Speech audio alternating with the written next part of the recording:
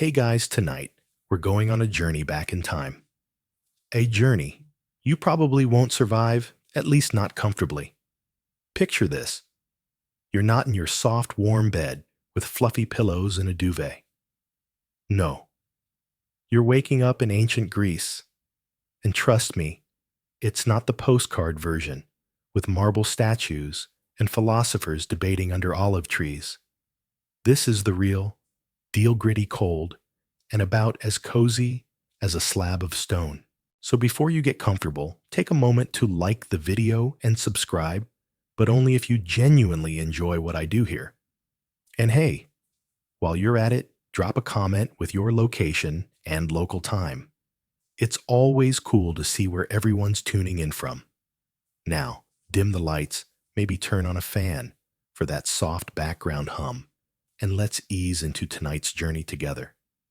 You wake up, but it's not the soft, dreamy fade-in you're used to. No, this is a rude awakening, a sharp, involuntary shudder that rips you out of sleep. Your body tenses, and for a moment, you're disoriented. Where's the gentle hum of your heater, the plush give of your mattress? Instead, you're sprawled on a hard, straw-filled sack that barely qualifies as a mattress. The straw inside is lumpy, uneven, and it crunches faintly as you shift your weight. You can feel the dry, prickly ends poking through the coarse fabric, jabbing at your back and legs like tiny, relentless needles. This isn't comfort. This is survival. The cold hits you next, a biting chill that seeps into your bones. You're shivering before you even fully register it, your breath puffing out in faint clouds that hang in the dim morning light. Ancient Greek homes weren't built with insulation in no double-paned windows or toasty radiators here. The air is crisp raw, and it claws at your exposed skin. You pull the blanket closer, but it's a pitiful defense, a thin, scratchy layer of wool that smells faintly of sheep and feels like sandpaper against your arms. It's not thick enough to keep the cold at bay, and you're left wondering how anyone could sleep through this without waking up half frozen. You force your eyes open, blinking against the gloom. The room around you is small, stark, and unforgiving. The walls are rough, probably mud brick or uneven stone, their surface cold to the touch if you dared to brush against them. There's a single window, more of a gap really, with a wooden shutter that hangs crookedly, letting in slivers of pale light and a persistent draft that whistles softly as it sneaks through. The floor beneath you is packed dirt or maybe chipped stone. Either way, it's icy under your bare feet as you swing your legs off the pallet, sending a jolt up your spine. You glance around, taking stock of the sparse setup, a rickety wooden stool in one corner, a weathered chest for your few belongings, and a clay pot with some water sitting nearby. That's it. No fluffy rug, no bedside table, with a lamp, just the bare bones of a life stripped down to necessity. The sounds of the morning creep in, cutting through the stillness. A rooster crows somewhere outside its call, sharp and insistent, followed by the distant bleating of goats or sheep. It's a rural alarm clock, nature's way of telling you the day's starting whether you like it or not. There's no snooze button here, no rolling over for just 5 more minutes. The air smells musty straw wool, and the faint dampness of the walls mixing into something earthy and primal. You breathe it in, and it's a far cry from the clean, filtered air of your modern home. Your mouth is dry, your tongue sticking to the roof of your mouth from the cold night. You reach for the clay pot, splashing some water into your hand to sip. It's lukewarm, gritty, with a hint of sediment, and tastes vaguely of the earth it came from. No chilled bottle from the fridge, no fancy filter, just this basic and unrefined. You stand stretching your stiff limbs, and every joint creaks in protest. Your back aches from the uneven straw. Your neck kinks from the lack of a proper pillow. Speaking of which, there's a folded scrap of cloth at the head of your pallet, a sad excuse for cushioning that did little to cradle your head through the night. Historians can't quite agree on whether the ancient Greeks used pillows. Some say yes, pointing to rare finds, while others argue it was just folded fabric or nothing at all. Either way, you're not feeling particularly pampered right now. Most Greeks slept on setups like yours, simple pallets, or mats stuffed with straw or reeds. The wealthy might have had slightly better beds, maybe a wooden frame, or a thicker mattress, but even that was a far cry from the luxury of today. Your current situation? Definitely bottom tier. Your mind drifts to your modern bed, that glorious haven of memory. Foam and down pillows, and a pang of longing hits you. Here, comfort is a myth. The blanket you're clutching might have been a fleece, once an animal skin tossed over you for warmth. But now, it's just this threadbare woolen rag. Some Greeks believed sleeping on certain materials could keep evil spirits at bay. Maybe that's why they stuck with the scratchy stuff. If there are spirits around, though, they're not doing you any favors. You're cold sore and already dreading the day ahead. The straw rustles again as you shift, a faint crackling that's almost comical in its persistence. You can't help but imagine the absurdity of it. There you are, waking up like some peasant in a history book, when just yesterday or so it feels you were nestled in modern bliss.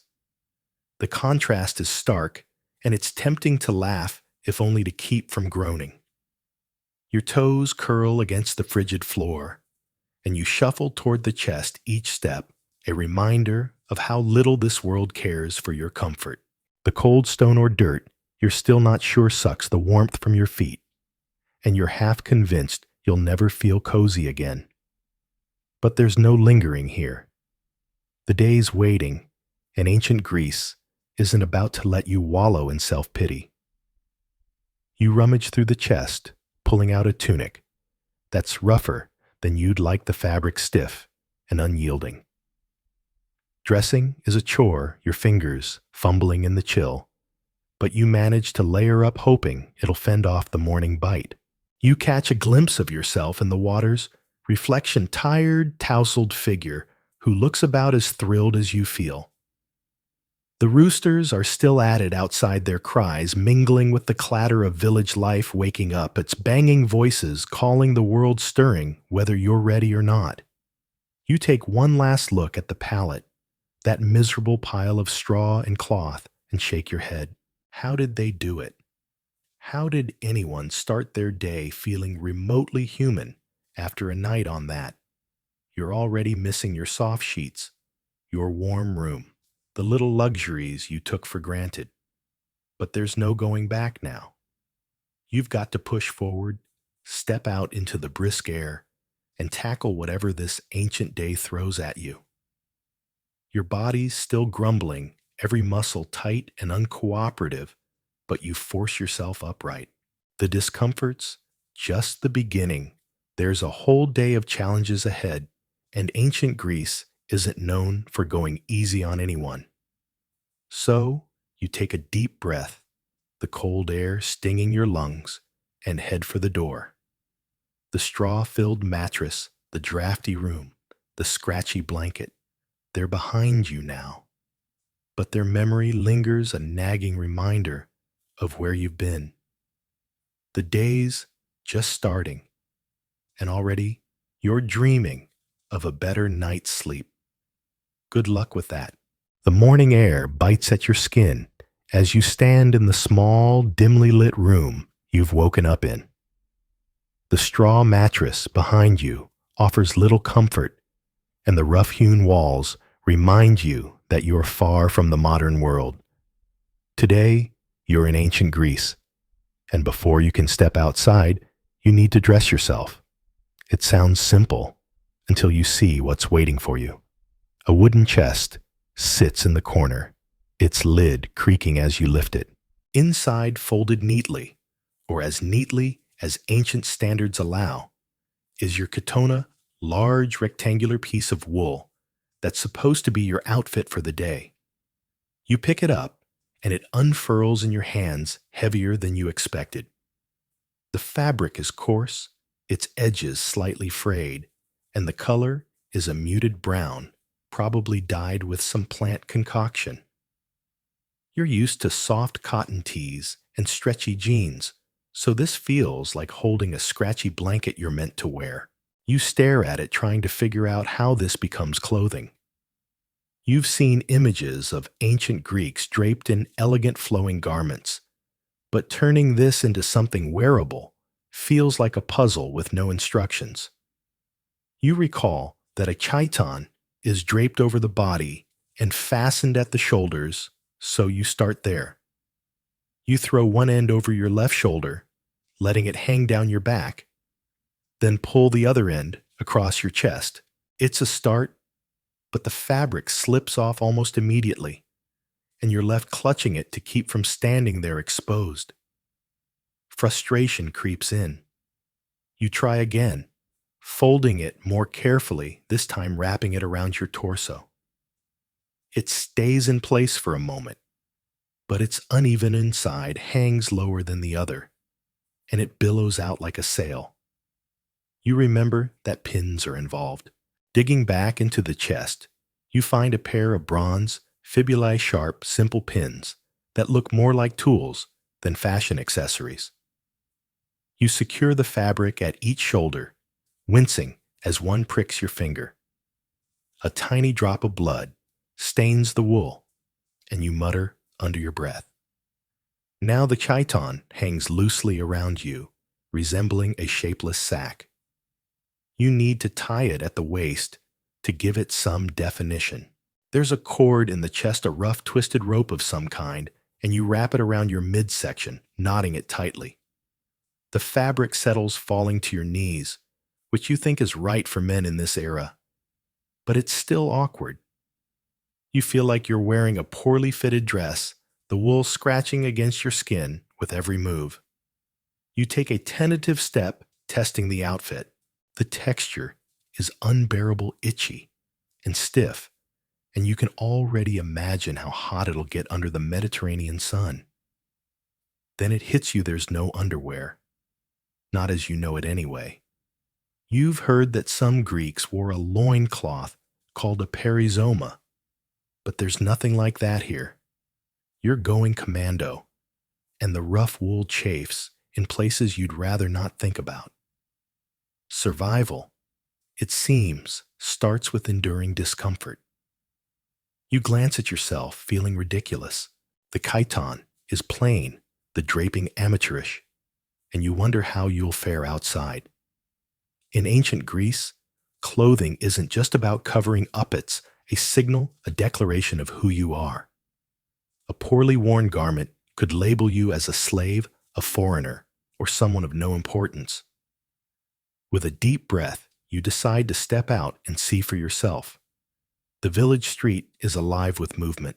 People bustle about, some carrying baskets, others herding goats, and their clothing catches your eye immediately. Most men wear chitons like yours, but theirs are draped with an ease you can't replicate. The fabric seems to flow naturally, pinned and tied with precision. Some have woven patterns or colored borders hinting at wealth or status.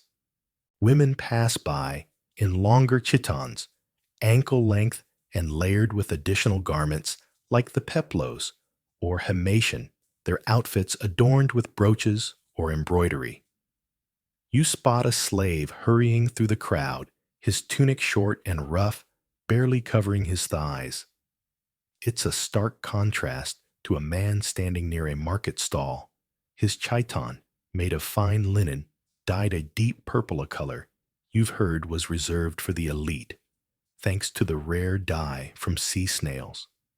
He wears a himation too, a large cloak draped over one shoulder, adding an air of dignity. Your own chiton plain and clumsily wrapped feels like a neon sign announcing your outsider status. People notice. A group of children playing nearby pause to stare, one pointing at you and giggling. An older woman glances your way, her expression a mix of curiosity and disdain. You feel exposed, not just physically, but socially. Clothing here is a language, and you're stammering through it. Desperate to improve, you approach an older man sitting on a bench, whittling a piece of wood. He looks harmless enough, so you muster your courage. "Excuse me," you say, your Greek shaky and accented. "Can you help me with my chiton? I don't think it's right." He looks up, a smile tugging at his lips. "A stranger, eh?" he says, setting his knife aside. "Let's see what you've done." He stands inspecting your outfit with a critical eye. He adjusts the fabric on your shoulders, repositions the pins, and tightens the cord at your waist. "There," he says, stepping back. "You had it on like a barbarian." You laugh, embarrassed but relieved. "Thanks.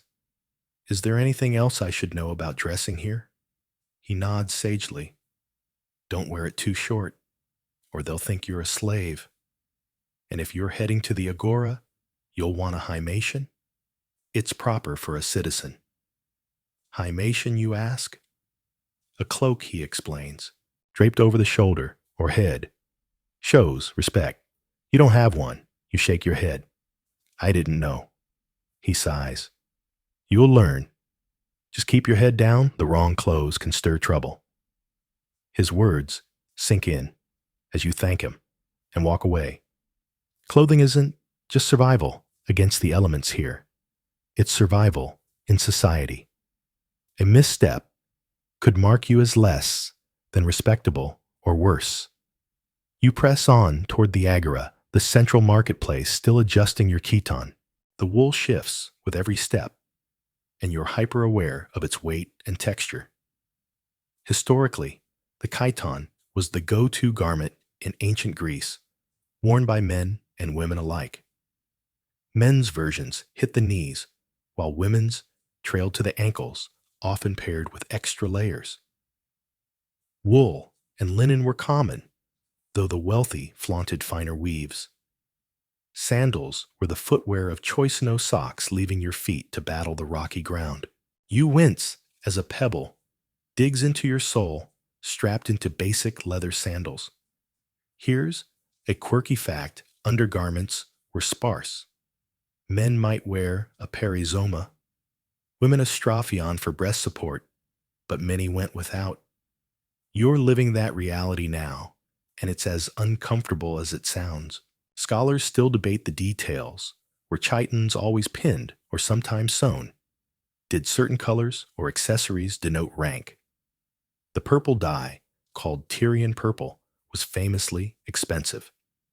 A status symbol you won't be sporting anytime soon. You pass a woman whose chiton flows like water, her movements graceful and assured. Envy stings you. How does she manage that? You try mimicking her posture, but your fabric bunches up instead. Dressing here is an art, and you're a novice. By the time you near the agora, you've stopped fussing. You'll be the odd one out today, and that's that. Maybe your clumsy chiton won't land you in real trouble, but it's a humbling lesson. Jeans and a t-shirt would be a dream, right now. But in ancient Greece, clothing is your shield, your status, your survival. You've learned that the hard way, and the day's barely begun. You stumble out of the small, dimly lit room, where you woke up, the coarse wool of your chiton scratching against your skin like an unwelcome guest. The morning air greets you with a crisp bite, and the first streaks of sunlight are just beginning to paint the sky, casting a faint golden hue over the humble village. Your stomach rumbles a low growl that signals it's time to eat. But hold your horses, this isn't the breakfast you're dreaming of. There's no whiff of freshly brewed coffee, no crackle of bacon frying in a pan, no warm toast slathered with butter and jam. Oh no, you've landed in ancient Greece, and breakfast here is about as luxurious as a rock. You shuffle over to a rickety wooden table shoved into a corner of the courtyard. It's a sad little thing, barely standing on its uneven legs, with a clay jug and a woven basket perched on top like they're waiting for a better gig. You peek into the basket and find a few loaves of bread that look like they've seen better days, dark crusty and hard as bricks. You pick one up, and it weighs heavy in your hand, a dense lump of barley that feels more like a weapon than food.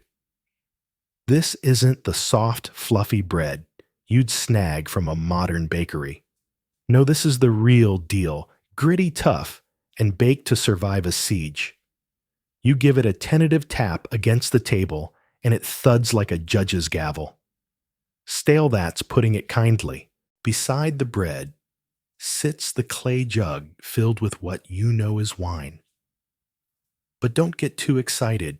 This isn't the rich velvety red you'd sip at a dinner party.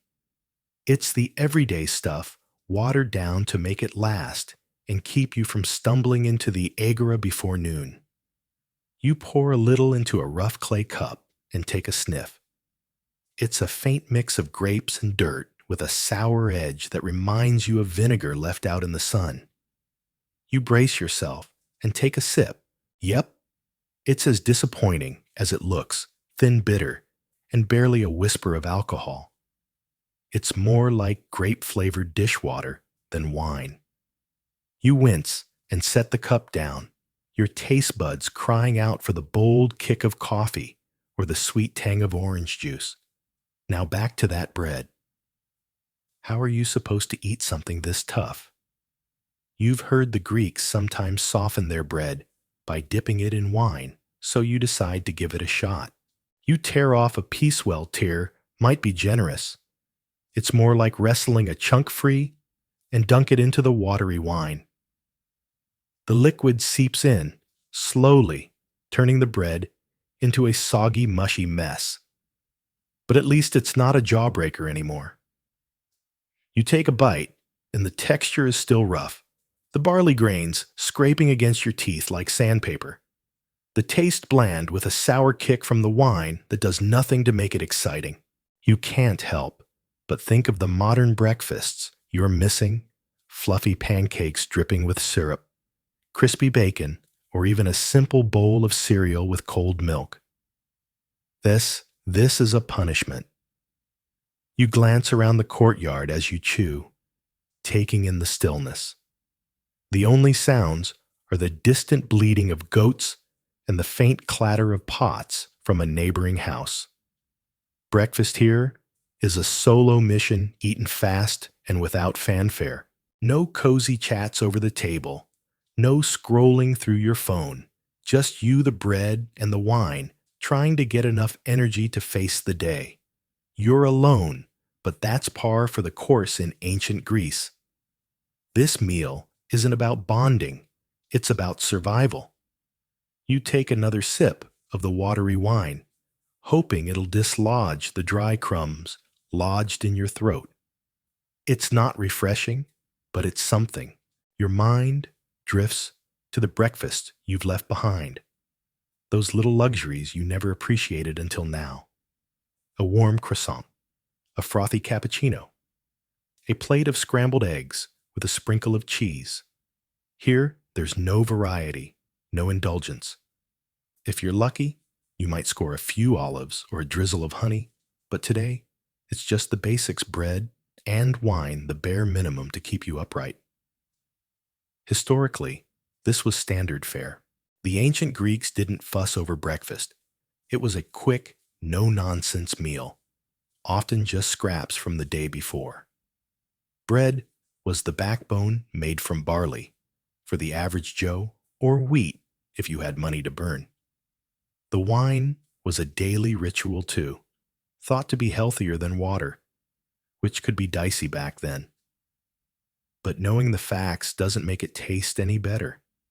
You're hungry, sure, But this feels more like a test of endurance than a meal. You choke down another bite the bread, sticking to the roof of your mouth like glue. You can almost hear your modern self snickering at the senior you are wrestling with stale bread and watery wine, while back home you'd be sipping a latte and debating avocado toast. But there's no whining allowed here. You're in ancient Greece, and this is the hand you've been dealt. You swallow hard, the rough edges scraping your throat, and reach for the wine again, praying it'll help. Crumbs tumble onto your chiton as you eat, and you brush them off with a sigh. The wool still itches, and you're still getting used to how it hangs on you loose and unfamiliar. The morning chill sneaks through the fabric, making you shiver, and you long for a warm hoodie or a plush robe. But that's not an option. You're stuck with this scratchy tunic and this sorry excuse for a meal. You eye the basket and see there's still half a loaf left. Part of you wants to call it quits, to fake being full and move on, but you know better. Food isn't something to toss aside here, not when the day's demands are a mystery. So you rip off another piece, dunk it in the wine, and keep going. Each bite is a battle, but you grit your teeth and power through, determined to finish. As you chew, you can't stop comparing this to the breakfast you know. Back home, breakfast is a treat, a moment to savor. Here, it's just fuel, the same old routine, day after day. It's a wake-up call to how much has changed and how much you've taken for granted. But there's a strange humility in it too. This meal, as pitiful as it is, ties you to the past, to people who lived with less and still got by. Maybe there's something to admire in that resilience. You polish off the last of the bread, washing it down with the dregs of the wine. Your stomach's full, but it's not happy about it. It's an odd feeling, fed, but unsatisfied, like you've checked a box, but missed the point. You stand up, brushing more crumbs from your chiton, and take a deep breath. The sun's climbing higher, now warming the air just a touch, and the village is waking up around you.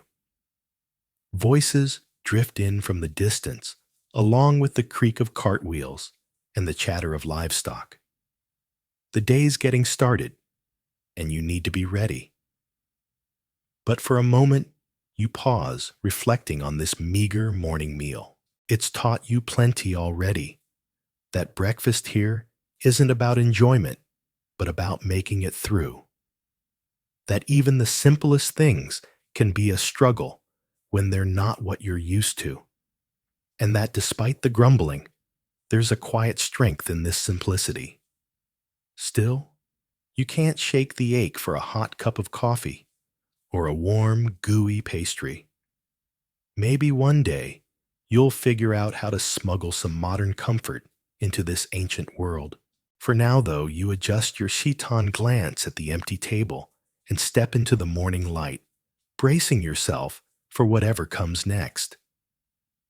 After choking down your meager breakfast of stale bread and watery wine, your stomach gives an insistent little grumble, not from hunger this time, but from the inevitable call of nature. You realize you need to find a place to relieve yourself, and fast.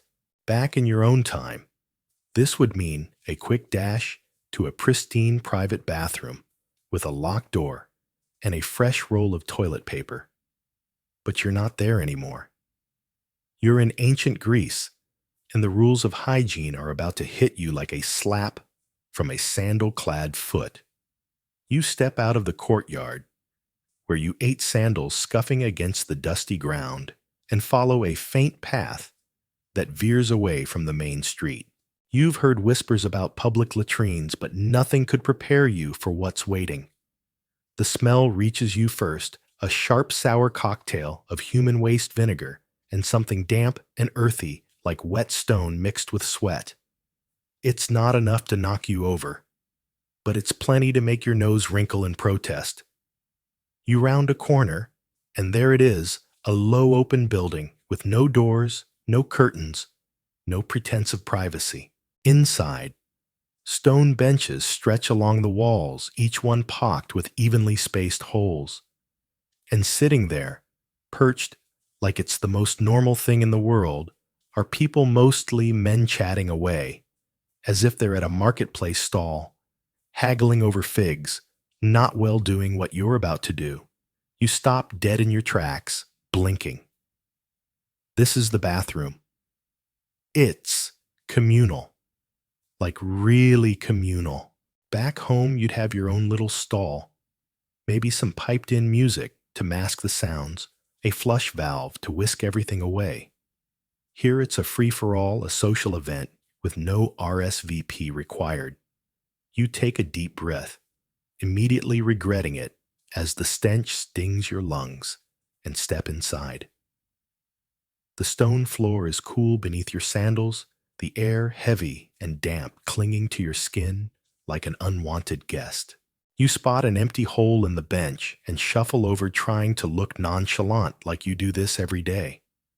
But inside, your modern sensibilities are staging a full-on revolt. You sit down, the cold stone biting into your thighs, and instantly feel exposed. There's no partition, no shield between you and the guy next to you, who's mid-sentence about the rising cost of olive oil. You try to focus on something else, the rough grain of the stone under your fingers, the faint gurgle of water somewhere below, but the awkwardness is inescapable. Privacy. That's a luxury you won't find here. And then there's the cleanup situation. You've heard rumors about something called a sponge on a stick, and now you see it for yourself, a wooden stick with a sea sponge lashed to the end, propped in a bucket of murky liquid nearby. This is their toilet paper. You stare at it, your brain scrambling to catch up. It's communal, as in everyone uses the same one. Your stomach does a little flip, and not from breakfast. After you finish, hurrying through the process as fast as humanly possible, you reach for the stick, hesitating. The sponge is damp coarse against your fingers, and you can't shake the thought of how many hands have gripped it before yours. You do what you have to, wincing the whole time, then plunge it back into the bucket. The liquid, you realize, is vinegar. Or maybe salt water, their version of sanitation. You shudder the ghost of that sponge lingering on your skin, and silently beg the universe for a roll of triple-ply Charmin and a gleaming flush toilet. As you stand adjusting your chiton and trying to regain some dignity, you notice the lack of proper plumbing. There's no magical pipe to whisk the waste away to an unseen treatment plant. Instead, it slides into shallow channels beneath the seats, carried off by a sluggish trickle of water, if you're lucky. It's better than nothing, you suppose, but the smell doesn't lie. This system has its limits. Outside these latrines, the situation gets even messier. In much of the city, waste spills straight into the streets, pooling in the dust, or trickling towards cesspits that might sit there for days before someone bothers to empty them. You're starting to see, or rather smell, why the air here has a certain character. It's not just the latrine, it's the whole sanitation setup or lack thereof. You imagine the health hazards brewing in those stagnant puddles, and thank your stars you're not sticking around long enough to catch whatever's floating around. But here's a quirky twist to lighten the mood. Some of these public latrines actually have running water beneath the seats, a rudimentary attempt at flushing. It's not a power wash by any stretch, just a steady stream fed by aqueducts or springs, but it's something. The Greeks, it turns out, had a flicker of insight about moving waste away from where people sit, even if their execution leaves you wrinkling your nose. You picture some ancient engineer patting himself on the back for this innovation, and you can't help but smirk. It's a small win in a world where hygiene feels more like a suggestion than a rule. Stepping back outside, you gulp down the relatively fresher air, relative being the key word, and feel a desperate itch for a proper wash. That latrine experience has left you feeling grimy in ways you didn't know were possible.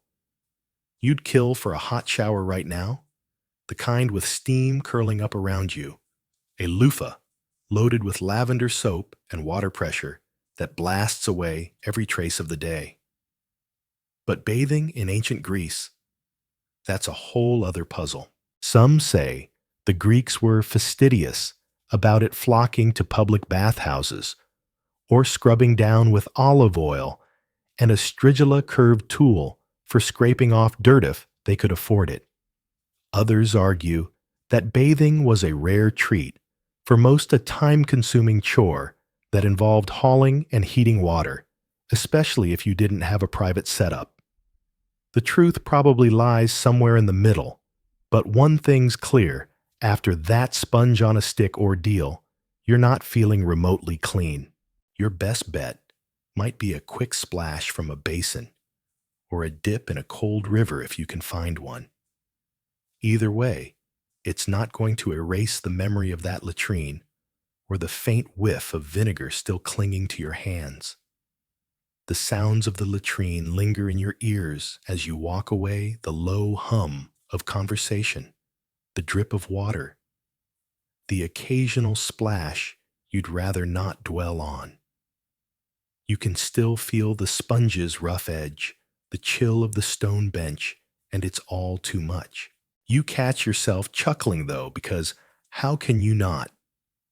You're in ancient Greece, birthplace of democracy and philosophy, and you're traumatized by a shared bathroom stick.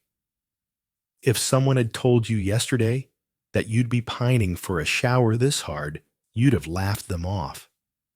Now it's all you can think about.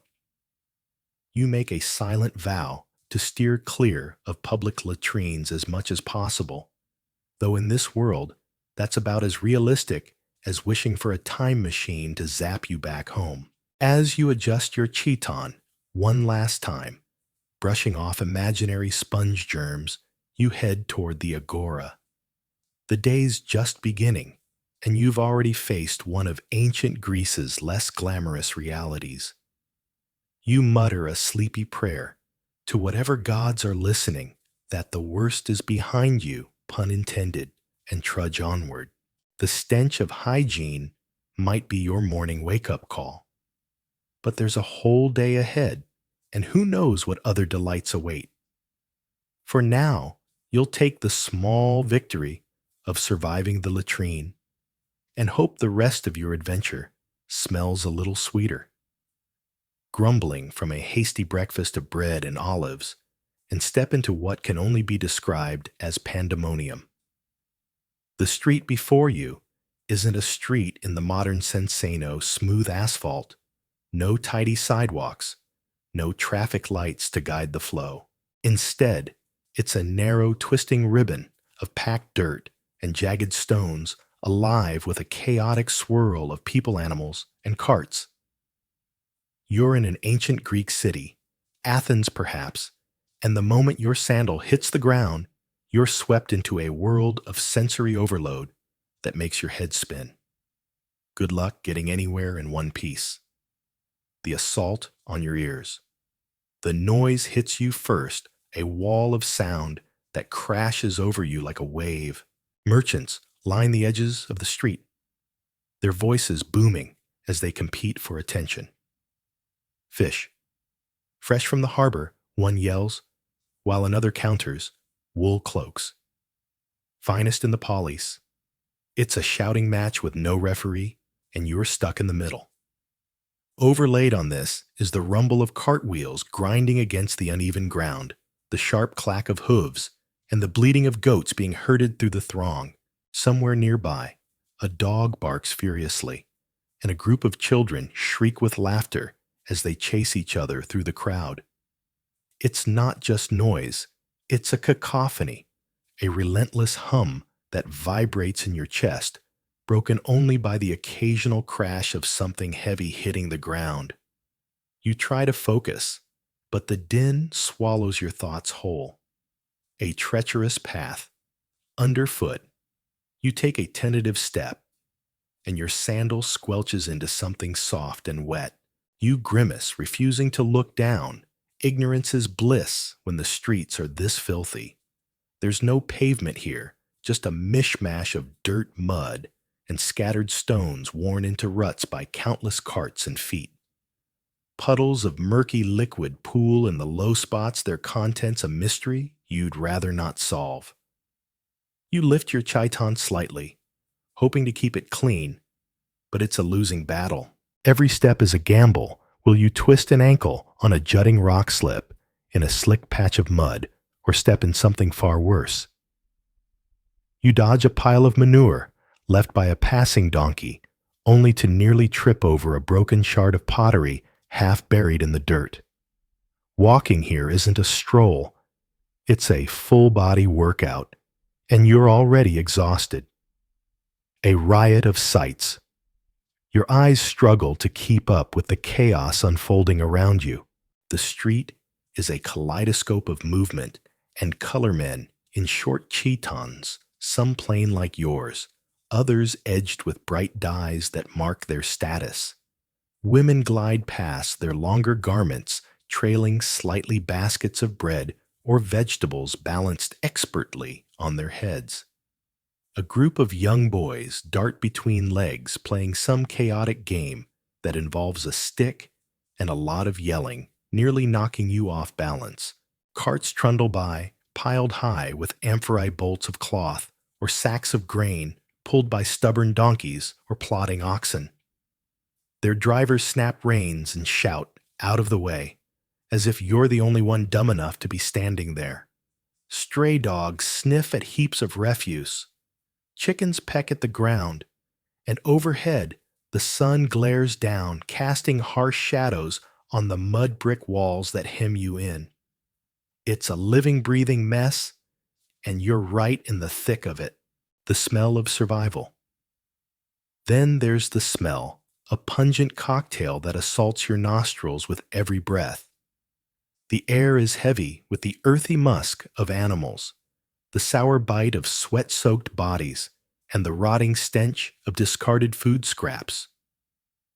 You pass a stall where a man grills fish over a small fire, and for a fleeting moment, the smoky, savory aroma offers relief.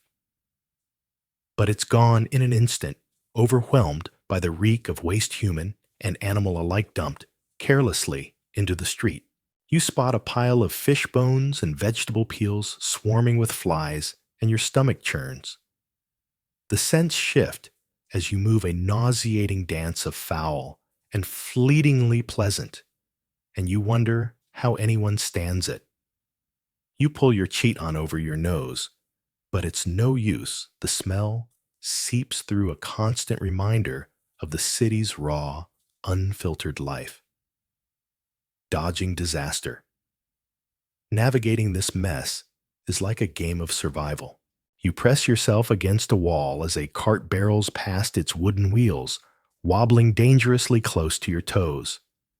The driver, a grizzled man with a beard like a bird's nest, yells at you to move as if you're not already plastered to the stone. You step back into the flow, only to find yourself face to face with a flock of sheep being herded the other way. Their woolly bodies block the street, their hooves kicking up clouds of dust that sting your eyes. You try to sidestep them, but a lamb veers into your path, and you stumble, catching yourself just before you fall into a puddle of something suspiciously brown. "Watch it," you mutter, though no one hears or cares. The crowd presses in, elbows jabbing your ribs, shoulders bumping you off course. Personal space. That's a modern luxury you won't find here. A maze, with no map. You're supposed to be heading somewhere, the agora maybe, but the streets offer no help. There are no signs, no neat grid to follow, just a tangle of alleys and paths that twist like a labyrinth. You pause, squinting at the jumble of buildings ahead, and try to get your bearings. A man brushes past, and you seize the chance. Agora, you ask your Greek clumsy and accented. He grunts, jerks a thumb to the right, and keeps walking. You shrug and turn right, hoping he's not sending you into some dead-end alley.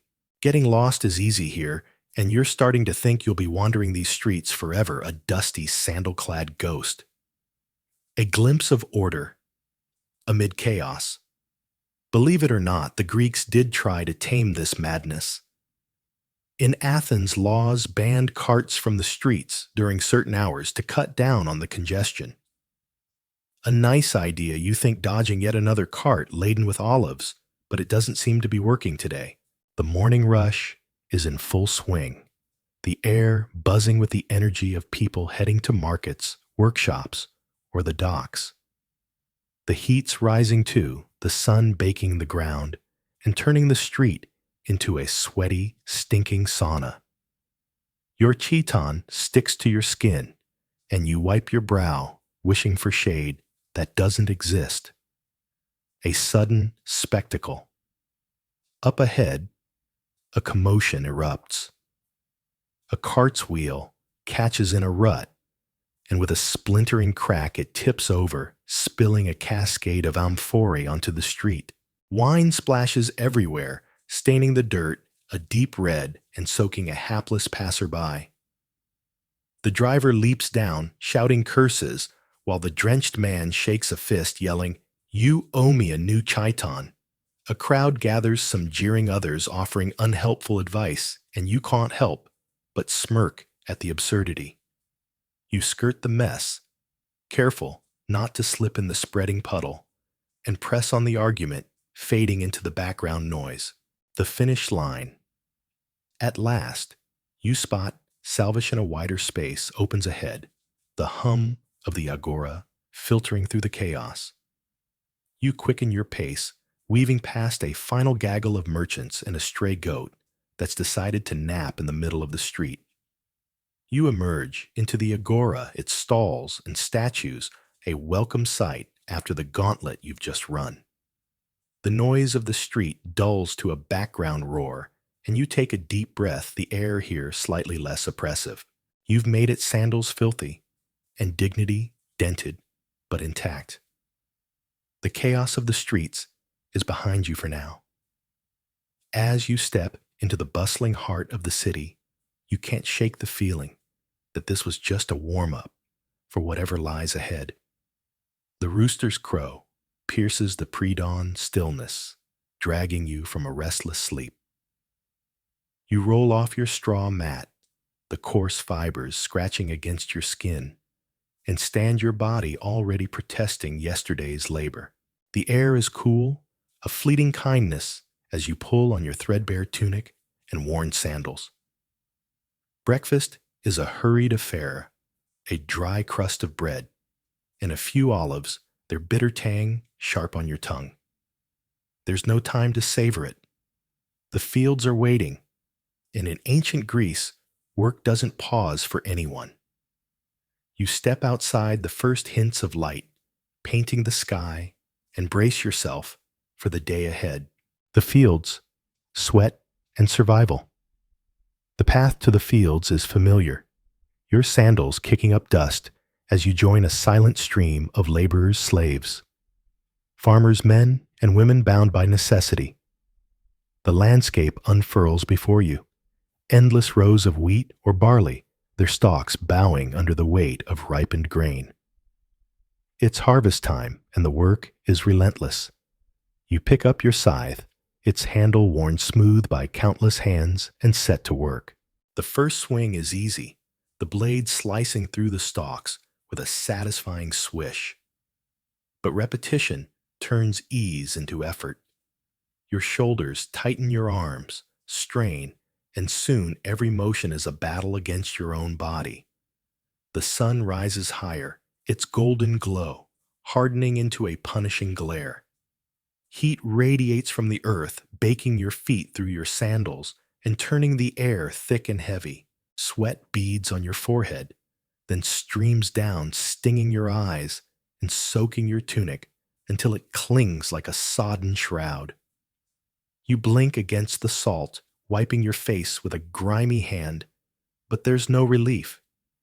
Your palms, rough with calluses, blister anew, where the scythe rubs each swing, sending a jolt of pain up your arms. The air hums with the sounds of labor, the rhythmic thud of hoes striking soil, the swish of scythes, the low grunts of exhaustion from those around you. Dust coats your throat, and the sweet, earthy scent of cut grain mixes with the sour reek of sweat. You steal a glance at the overseer perched at the fields, edge his whip coiled like a snake ready to strike. His eyes sweep the rows, cold and unyielding, and you quickly duck your head, driving the scythe harder into the grain. Rest is a fantasy pausing too long, means a lash across your back, or a barked command that cuts deeper than any blade. Your stomach growls the meager breakfast long burned away, but food won't come until dusk. You think of the others around you, their bent backs and weathered faces mirroring your own, and wonder how they keep going. The answer is simple: there's no alternative. This is your life, day after day, season after season, a cycle of sweat and toil, unbroken by hope. Yet as you work, your mind drifts. Beyond these fields lies Athens, a city of marble and ideas where men sit in shaded halls and ponder the universe. You imagine them students and philosophers, their tunics clean, their hands unscarred, free to wrestle with thoughts instead of tools. A flicker of envy sparks within you. What would it be like to trade this scythe for a scroll this heat, for the cool respite of a lecture hall? You shake your head, scattering the thought like chaff in the wind. That world belongs to others. Here, your labor feeds, the city fills the granaries, sustains even those who never see the fields. Still, you can't help but dream of a day when your children might escape. This grind might taste the freedom of a different life. The academy, wrestling with the mind. Meanwhile, in the heart of Athens, another version of you steps through the gates of Plato's academy. The air here is different, lighter, tinged with the musty scent of parchment and the faint smokiness of oil lamps. You've been studying for months, your nights spent hunched over texts, your days filled with questions that twist your mind into knots. Today, you face a new challenge, a debate, a chance to prove yourself among the sharpest minds of Greece. Your stomach flutters as you enter the lecture hall, the murmur of voices washing over you like a tide. You settle onto a wooden bench, surrounded by students whose eyes gleam with ambition. The professor strides in his presence, commanding silence, and poses a question. What is the nature of reality? The words land like a stone in still water, rippling through the room.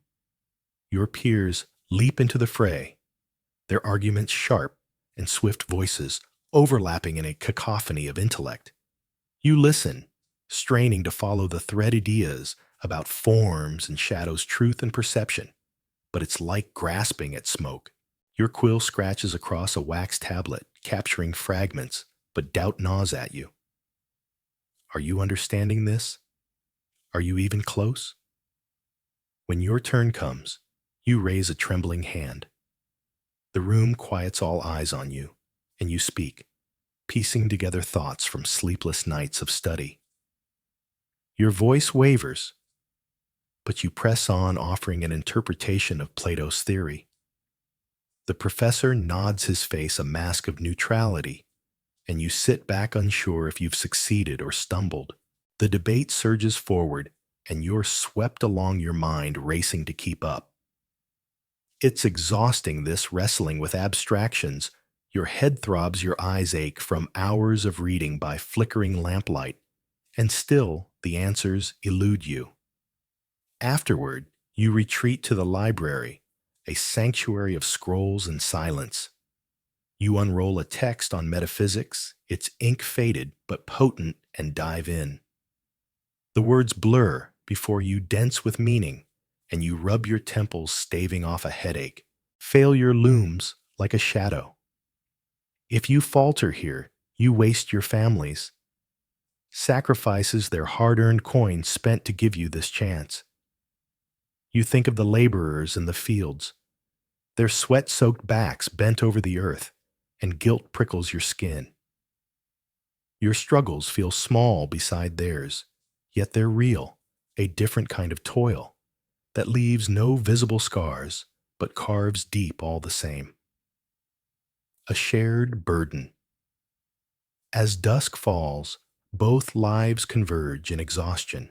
In the fields, you trudge back to your quarters. Legs, heavy body, caked with dirt and sweat. Dinner is a bowl of thin porridge, its bland warmth a small comfort, and you collapse onto your mat sleep, claiming you instantly. In the city, you join your peers for a meal-roasted lamb bread, still warm from the oven wine that glows ruby red in your cup. The flavors burst on your tongue, a reward for your efforts. But your mind won't quiet. Conversation turns to the laborers, their toil dismissed by some as mindless, and you bristle. You see their work in every bite, every sip, and wonder if they dream of this life as you dream of theirs. Both of you, the laborer and the student, drift into sleep bodies and minds spent. The laborer dreams of a world where work is less brutal, where rest isn't a stolen luxury. The student envisions a Greece where knowledge lifts all, where the fields and the academy aren't worlds apart. For now, though, you toil on each in your own way, sweating through the grueling labor or wrestling with the intellectual demands of ancient Greece. Tomorrow the sun will rise again, and the struggle will begin anew. Your stomach rumbles a persistent nag that's been building since the sun climbed high over the city. You've been up since dawn, perhaps hauling grain, or scribbling notes from a philosopher's lecture, and now hunger drives you toward the agora, the sprawling marketplace at the heart of ancient Greece. This isn't a quick trip to a modern eatery with predictable prices and packaged meals.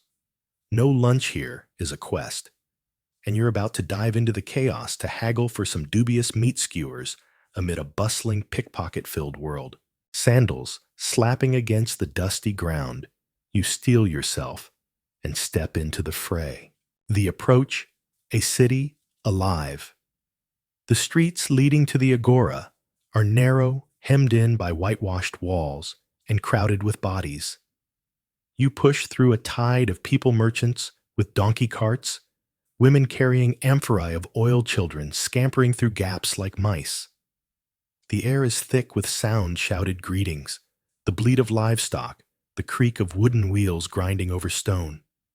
Dust swirls around your ankles, kicked up by every hurried step, and the sun blazes overhead, turning the city into a furnace.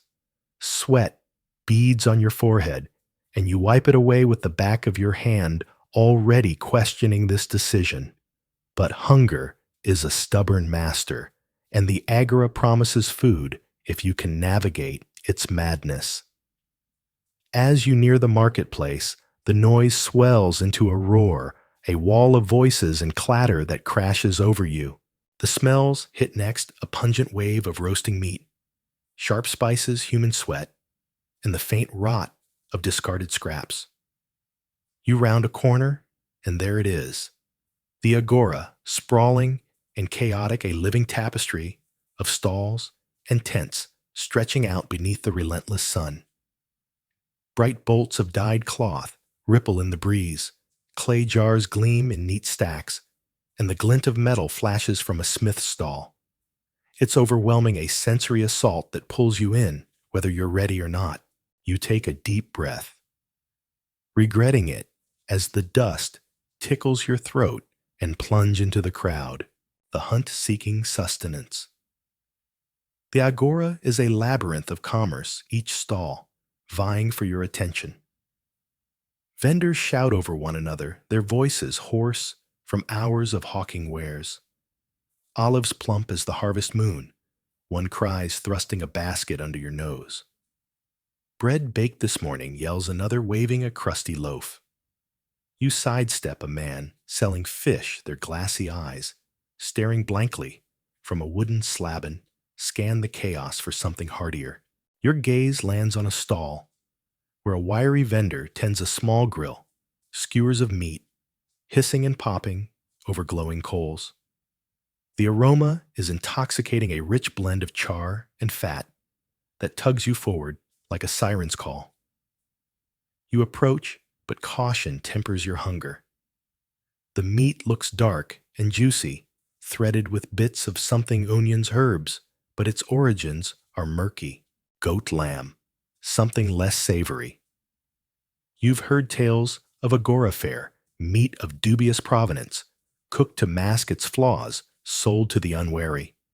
The vendor, a weathered man with a gap-toothed grin, catches your stare and flips a skewer with a practiced flick. Finest in the market, he declares, his voice cutting through the din. You're not convinced, but your stomach doesn't care. It's time to haggle. The bargain. A dance of words. Haggling is the lifeblood of the agora, a ritual as old as trade itself.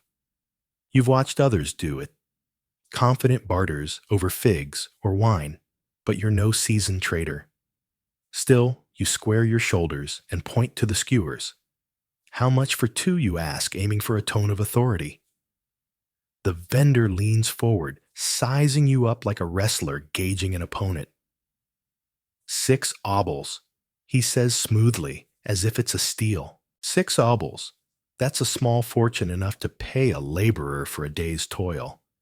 You hesitate, unsure of the fair price, but certain he's testing you. 3 you counter, hoping it's not laughably low. He gasps, clutching his chest in mock outrage. 3 you wound me. This is prime lamb seasoned with secrets from the gods themselves. 5 obols, and am practically giving it away. Lamb. You doubt it, more likely some scrappy goat or worse, but you press on. 4, you say, crossing your arms, take it, or ill find another stall.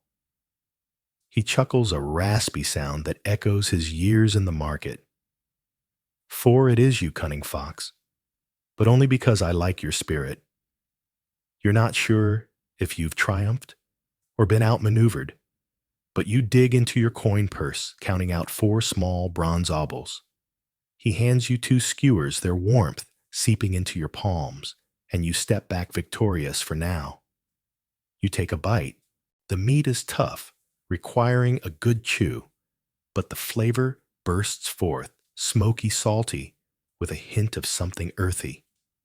It's not delicate dining, and you're still not certain what animal it came from, but it fills the void. You chew thoughtfully, savoring the small win amid the chaos. The peril eyes in the crowd. The agora doesn't let you relax. As you eat, the crowd surges around you, elbows, jabbing feet, stomping voices clamoring. You feel a sudden nudge at your side and glance down to see a scrawny boy weaving away, his hands suspiciously tucked into his tunic. Your heart skips. Pickpockets thrive here, drawn to the distracted and the naive, and you're holding food in one hand, your purse in the other. A perfect mark. You shove the purse deeper into your chiton, securing it against your waist, and scan the throng. A woman with a shawl pulled low brushes past her fingers, grazing your belt. You jerk away, eyes narrowing, but she melts into the crowd without a glance. Was it deliberate? You can't tell, but the tension coils tighter. You've heard of thieves working in pair zone to jostle another to snatch, and you're not about to lose your hard-earned coins to their tricks. Nearby, a group of men loiter by a fountain, their gazes sharp and predatory. One meets your eye and smirks a challenge or a taunt. You look away, pretending to study a stack of amphorae and shift your stance to keep your belongings in view. The skewers suddenly feel like a liability tying up your hands when you need them free. You wolf down the rest, wiping grease on your tunic and resolve to stay alert. The agora gives as much as it takes, and you're not here to lose. The scene, a tapestry of life. Beyond the immediate struggle for lunch, the agora pulses with a broader rhythm. It's not just a market, it's the city's soul, where trade meets talk and power shifts hands. You catch fragments of life as you move two men haggling fiercely over a sack of barley, their voices rising in a crescendo of insults. A philosopher in a tattered cloak, gesturing to a small crowd expounding on virtue. A politician atop a crate, rallying support with promises of glory. The air crackles with ideas and ambition layered over the clink of coins and the shouts of commerce. Sensory details sharpen the scene. The sun scorches your shoulders, dust grits between your teeth, and the cacophony of Greek voices mixed with foreign accents from distant traders fills your ears. A whiff of incense wafts from a temple on the agora's edge, its sweetness clashing with the tang of vinegar from a nearby stall. You pause to buy a cup of watered wine from a vendor handing over a single obol. The cool, sour liquid cuts through the heat, a fleeting relief as you sip and survey the madness. The contrast, a meal like no other. Standing there, wine in hand, and the taste of meat lingering on your tongue, you can't help but think of your own time. Back home lunch might be a quiet affair, predictable, sanitized, effortless. Here it's a battle, a negotiation with uncertain odds and constant vigilance. There's no menu, no assurances, just the raw unpredictability of survival. Yet there's a strange satisfaction in it, the thrill of outwitting the vendor, the triumph of eating amid the storm. It's messy, yes, but alive, in a way modern comforts can't touch. You toss the skewer's remains into a pile of refuse bones, peels and broken shards, and adjust your stance. The agora stretches on a restless beast of noise and motion, but you've conquered your small corner of it. Your stomach's quiet now, your purse still secure. You take a final sip of wine, set the cup aside, and prepare to move on. The day's not done, and the city waits as vibrant and unforgiving as ever. The dust of the agora still clings to your sandals as you approach the courtyard of your host's home. The late afternoon sun, painting the whitewashed walls in hues of gold. You bartered for olives and haggled over fish today, but the real challenge lies ahead. Tonight, you're stepping into a symposium, a gathering of men where wine flows, ideas clash, and reputations teeter on a knife's edge. In ancient Greece, social interactions aren't just casual exchanges. They're a battlefield strewn with invisible traps. One misstep, a poorly chosen word, a forgotten gesture, could tank your standing, leaving you a pariah in a society that prizes reputation above all else. You square your shoulders, adjust your chiton, and step inside, ready to dance through the minefield. Reputation, your most precious currency.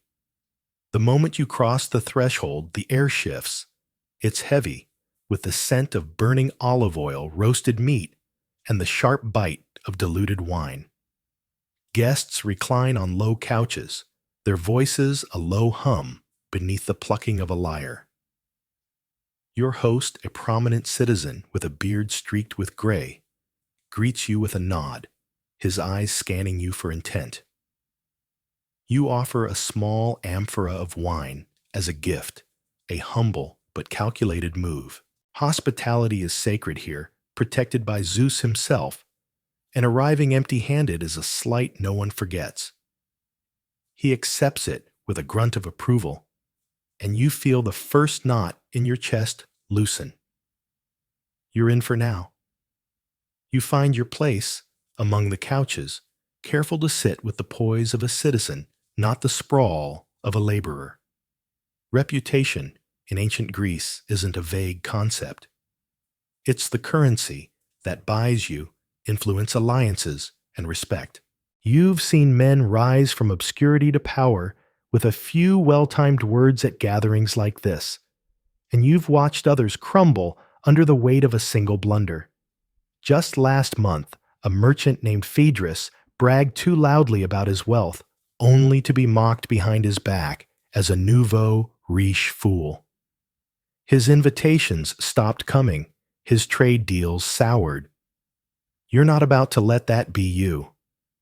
Every move tonight must be deliberate, every word a shield. The rules, a labyrinth of norms. The symposium unfolds like a play, and you're an actor bound by an unspoken script.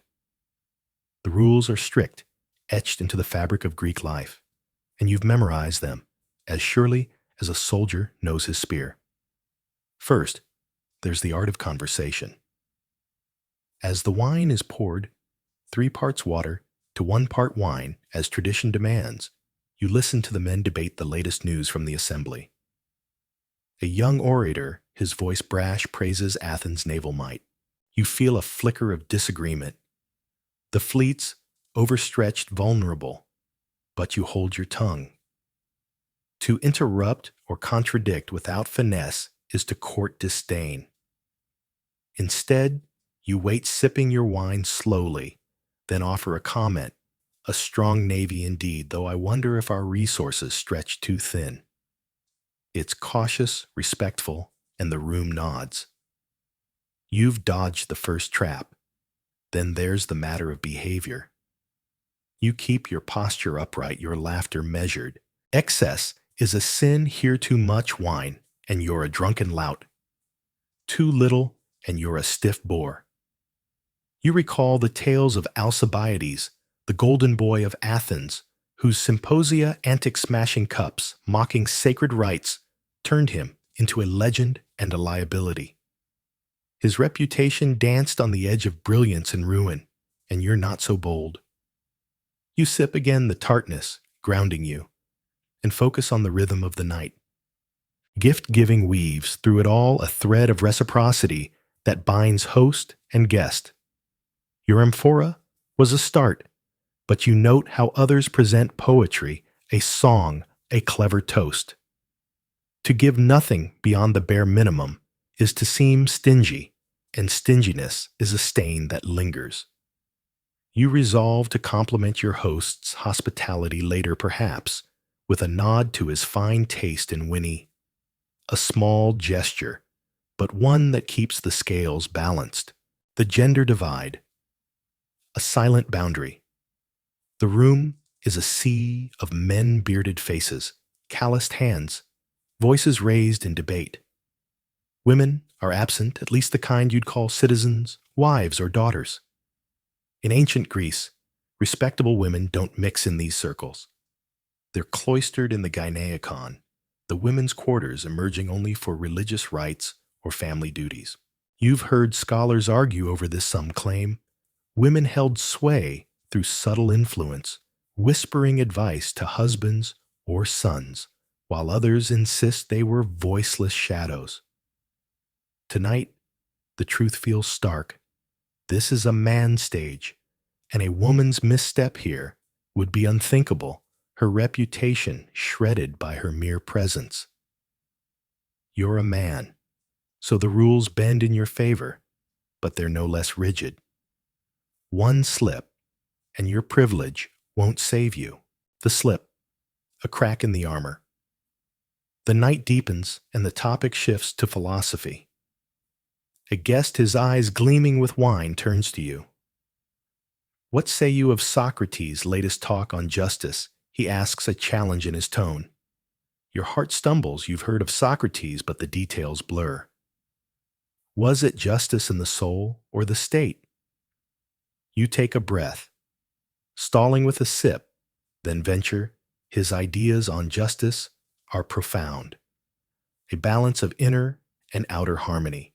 It's vague, a dodge, and the guest pounces. Profound how he presses smirking. The room quiets, all eyes on you. You scramble. He ties it to virtue, I think, but it's feeble and a ripple of chuckles spreads. Your face burns. You've slipped not fatally, but enough to dent your armor. Your host shifts the topic a mercy, but the damage lingers. You've given them a crack to widen, later a story to whisper. He faltered, didn't he? In this world, a slip isn't just embarrassment, it's a wound. A man who can't hold his own in debate risks being seen as uneducated, unfit for the assembly or the marketplace. You vow to bone up on Socrates, to sharpen your mind like a blade. Next time you'll be ready. But tonight, you feel the weight of those laughs, the fragility of your standing exposed. Ostracism. The crowds. Verdict. You've heard of worse fates than a bruised ego. Ostracism looms over Athens like a storm cloud, a democratic quirk where citizens vote to banish someone for a decade. If 6,000 men scratch your name onto pottery shards, you're gone, your property safe, but your life uprooted. It's a weapon against the too powerful, the too reckless men like Alcibiades, who flirted with exile more than once. You imagine the weight of those shards, each a vote against you, and shiver. One symposium slip won't trigger it, but a pattern of missteps could. Reputation here isn't yours alone. It's a public trust, and the crowd can revoke it. You picture the pottery pile growing your name, etched in clay, and resolve to tread lighter. The stakes, a life in balance. As the lyre fades and the guests rise, you linger just long enough, not too eager to leave, not too slow to overstay. You thank your host, praising the evening's warmth, and step into the night. The air is crisp, the stars a silent jury above. Your mind churns. Did you speak enough too much? Did the slip stick? In ancient Greece, these questions aren't idle. A tarnished reputation can choke your trade silence, your voice in the assembly, even invite lawsuits from rivals sniffing weakness. You've seen Ida Man slandered as dishonest, his business gutted, his family shunned. The minefield never rests. It shifts with every step. You walk home, the city quiet, but alive with unseen judgments. Tomorrow, you'll face the agora again, the whispers of tonight trailing you. You'll smile, trade, laugh, all while guarding that fragile prize, your name. One slip could tank it, and you're not ready to fall. Not yet. The sun beats down on Athens, a relentless hammer of heat that makes the air shimmer as you thread your way through the bustling streets. Today, the city is alive with a restless hum, a current of excitement pulling you and countless others toward the theater carved into the hillside. You're not here for a gentle tale or a poet's soft verses. This afternoon promises something raw, something brutal. The whispers you've caught all week point to a tragedy, a play that will claw at your soul, Medea. It's a story of betrayal, vengeance, and a mother's unthinkable act. And you can already feel your pulse quickening with a mix of anticipation and unease. In ancient Greece, entertainment isn't an escape, it's a reckoning, and you're about to dive headfirst into its depths. The journey into the crowd. The path to the amphitheater is a chaotic swirl of motion and sound. Vendors line the way, their voices sharp, as they hawk figs glistening in the sun and cups of watered wine that slosh over the rims of clay pitchers. You sidestep a man, juggling a basket of bread, his shouts lost in the clamor, and press forward. The crowd thickens as you near the theater, a natural bowl scooped out of the earth, its stone seats rising in steep curving rows. You jostle for a spot, finally wedging yourself onto a slab halfway up the slope. The stone is hot against your thighs, radiating the day's warmth, and you shift, trying to find comfort. To your left sits a broad-shouldered man, his tunic stained with sweat and carrying the sharp scent of olives. To your right, a woman flaps a woven reed fan, her quick, nervous glances darting toward the stage below. The air is heavy dust sweat, and a faint whiff of incense from a distant altar mingle in your nostrils. You settle in the murmur of the crowd swelling around you like the sea. The stage, a tension takes root. A hush falls as the chorus shuffles onto the wooden platform below their blank masks, eerie in the glaring light, their robes swaying like specters.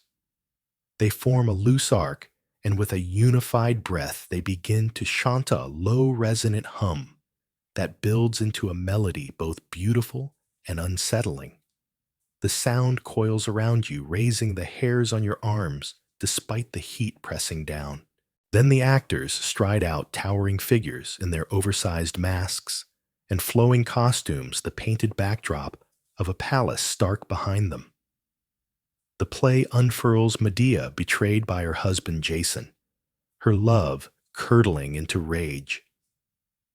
The actors' voices thunder across the amphitheater, each word a honed blade, their movements precise and charged. You lean forward, caught in the grip of the story, the world beyond the theater fading to a distant hum. The brutality, a knife to the heart. The tragedy deepens, and the air grows taut, a bowstring pulled to snapping. Medea's anguish fills the stage, her cries sharp enough to pierce stone, and the chorus echoes her pain in a mournful wail that burrows into your chest. You've heard of catharsis, this purging through art, but it feels more like a wound being torn open. The turning point looms Medea's resolve to kill her own children, to punish Jason with the ultimate loss. The violence isn't shown. Greek plays rarely spill blood before your eyes. Instead, it's the sound that guts you, her screams from offstage jagged and wild, the chorus's keening, rising to a fevered pitch, and the collective gasp of the audience crashing around you. Your heart slams against your ribs, a frantic rhythm you can't quiet. It's not the brutality of a gladiator's arena, all gore and steel, but a deeper, more insidious kind, psychological, relentless stripping you bare. You're watching a woman unravel her humanity, fraying thread by thread, and it's as thrilling as it is devastating. The crowd bound by the horror. The woman beside you grips her fan so hard it splinters, the snap swallowed by the chorus cries. The olive-scented man mutters a curse or a prayer, his knuckles white against the stone. A child somewhere behind you whimpers, quickly shushed. But you barely register it. Your eyes are locked on the stage where Medea reappears, her mask painted with streaks of tears that glint in the sun. Her final words cut through the air. I have done it because I loathed you more than I loved them. The line lands like a blow, and you feel it ripple through the crowd, sobs, sharp intakes of breath, a low shout of disbelief from the upper tiers. You're part of this, swept into a shared tide of emotion, unable to pull away. The actors pour everything into their roles. Their voices raw, their gestures fierce, and you're torn between awe at their craft and the weight of the story they wield, the aftermath drained to the core. The play ends, and the actors bow their masks, now seeming to taunt you with their fixed expressions. Grief, rage, despair, frozen in wood and paint. The crowd surges to its feet, applause roaring through the amphitheater, a storm of sound that vibrates in your bones. You clap too, but it's automatic, your hands moving, while your mind reels. You're spent, as if the play has drained the marrow from you, leaving only a shell. The sun dips lower shadows, stretching across the stage, and the air cools slightly, though sweat still clings to your skin. You rise legs shaky and join the slow exodus. The chatter is muted voices, soft and hesitant, as if no one wants to shatter the spell. Her voice, "Ill hear it tonight," someone murmurs. "I couldn't breathe," another says. You don't speak. You're too hollowed out, Medea's scream still echoing in your skull. The meaning more than a play. As you weave back through the city, the experience clings to you like damp cloth. Greek tragedies aren't just stories. They're a ritual, a mirror held up to the ugliest parts of life. Today, you face betrayal, revenge, and a mother's monstrous choice, and it's left you raw. You think of the playwright Euripides crafting this nightmare and wonder what drove him to dig so deep. Maybe that's the point, to shake you, to force you to feel the full weight of human frailty. It's not the blood-soaked spectacle of a fight, but it's brutal in its own way, a slow bleed of the spirit.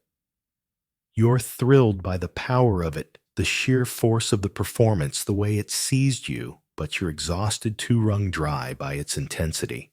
The echo, a modern contrast. The streets grow dim as twilight settles, lamps flickering to life in doorways. Your thoughts drift to your own time, where entertainment often soothes movies, with tidy endings, shows that don't demand too much. Here it's a trial, a confrontation you can't dodge, and there's a strange pull to it. You've been shaken to your core, and though part of you craves the ease of a lighter tale, another part revels in the depth of what you've just endured. Tonight, you'll dream of Medea, her mask, looming in the dark. But for now, you trudge on the city's pulse steady around you. You felt the thrill, borne the drain, and come through it, another mark of your journey in this ancient, unyielding world. You awaken in the gray light of dawn, your body slick with sweat, the coarse straw of your mattress prickling against your skin. A dull ache throbs in your skull, and your limbs feel as though they've been tethered to stones. You shift groaning, and the world tilts a fever you realize has taken hold. In your modern life, a fever might mean rest medicine, a quick visit to a doctor, armed with science and certainty. But here, in ancient Greece, the word carries a darker weight. Illness is a specter, a thief that steals breath and life with little warning, and the cures are as fearsome as the diseases themselves. You stumble to your feet, clutching the edge of your bed frame, the packed dirt floor cold beneath you. You need help, and you need it now. With effort, you pull your chiton around your trembling frame and step into the bustling streets of the city. The air hums with life merchants hawk their wares, their voices sharp and insistent. The clang of a blacksmith's hammer echoes in the distance. Children weave through the crowd, their laughter a stark contrast to the dread coiling in your chest. The smells hit you in waves. Warm bread, the sour reek of animal waste, the faint spice of herbs from a nearby stall. Your head spins each step, a battle against the fever's grip, as you make your way toward the healer's home. You've heard tales of his skill, whispers that he trained under the famed Hippocrates, but you've also heard of the method's bloodletting purging rituals that blur the line between medicine and something more arcane. Your stomach twists, but what choice do you have? You reach his door, a simple wooden slab framed by bundles of dried herbs, their faint rustling like a warning. You knock, your hand trembling, and the door swings open to reveal the healer, a wiry figure with piercing eyes and hands stained green from his work. He studies you, his gaze lingering on your flushed cheeks, your unsteady stance. Fever, He says, his voice rough but steady. Come inside.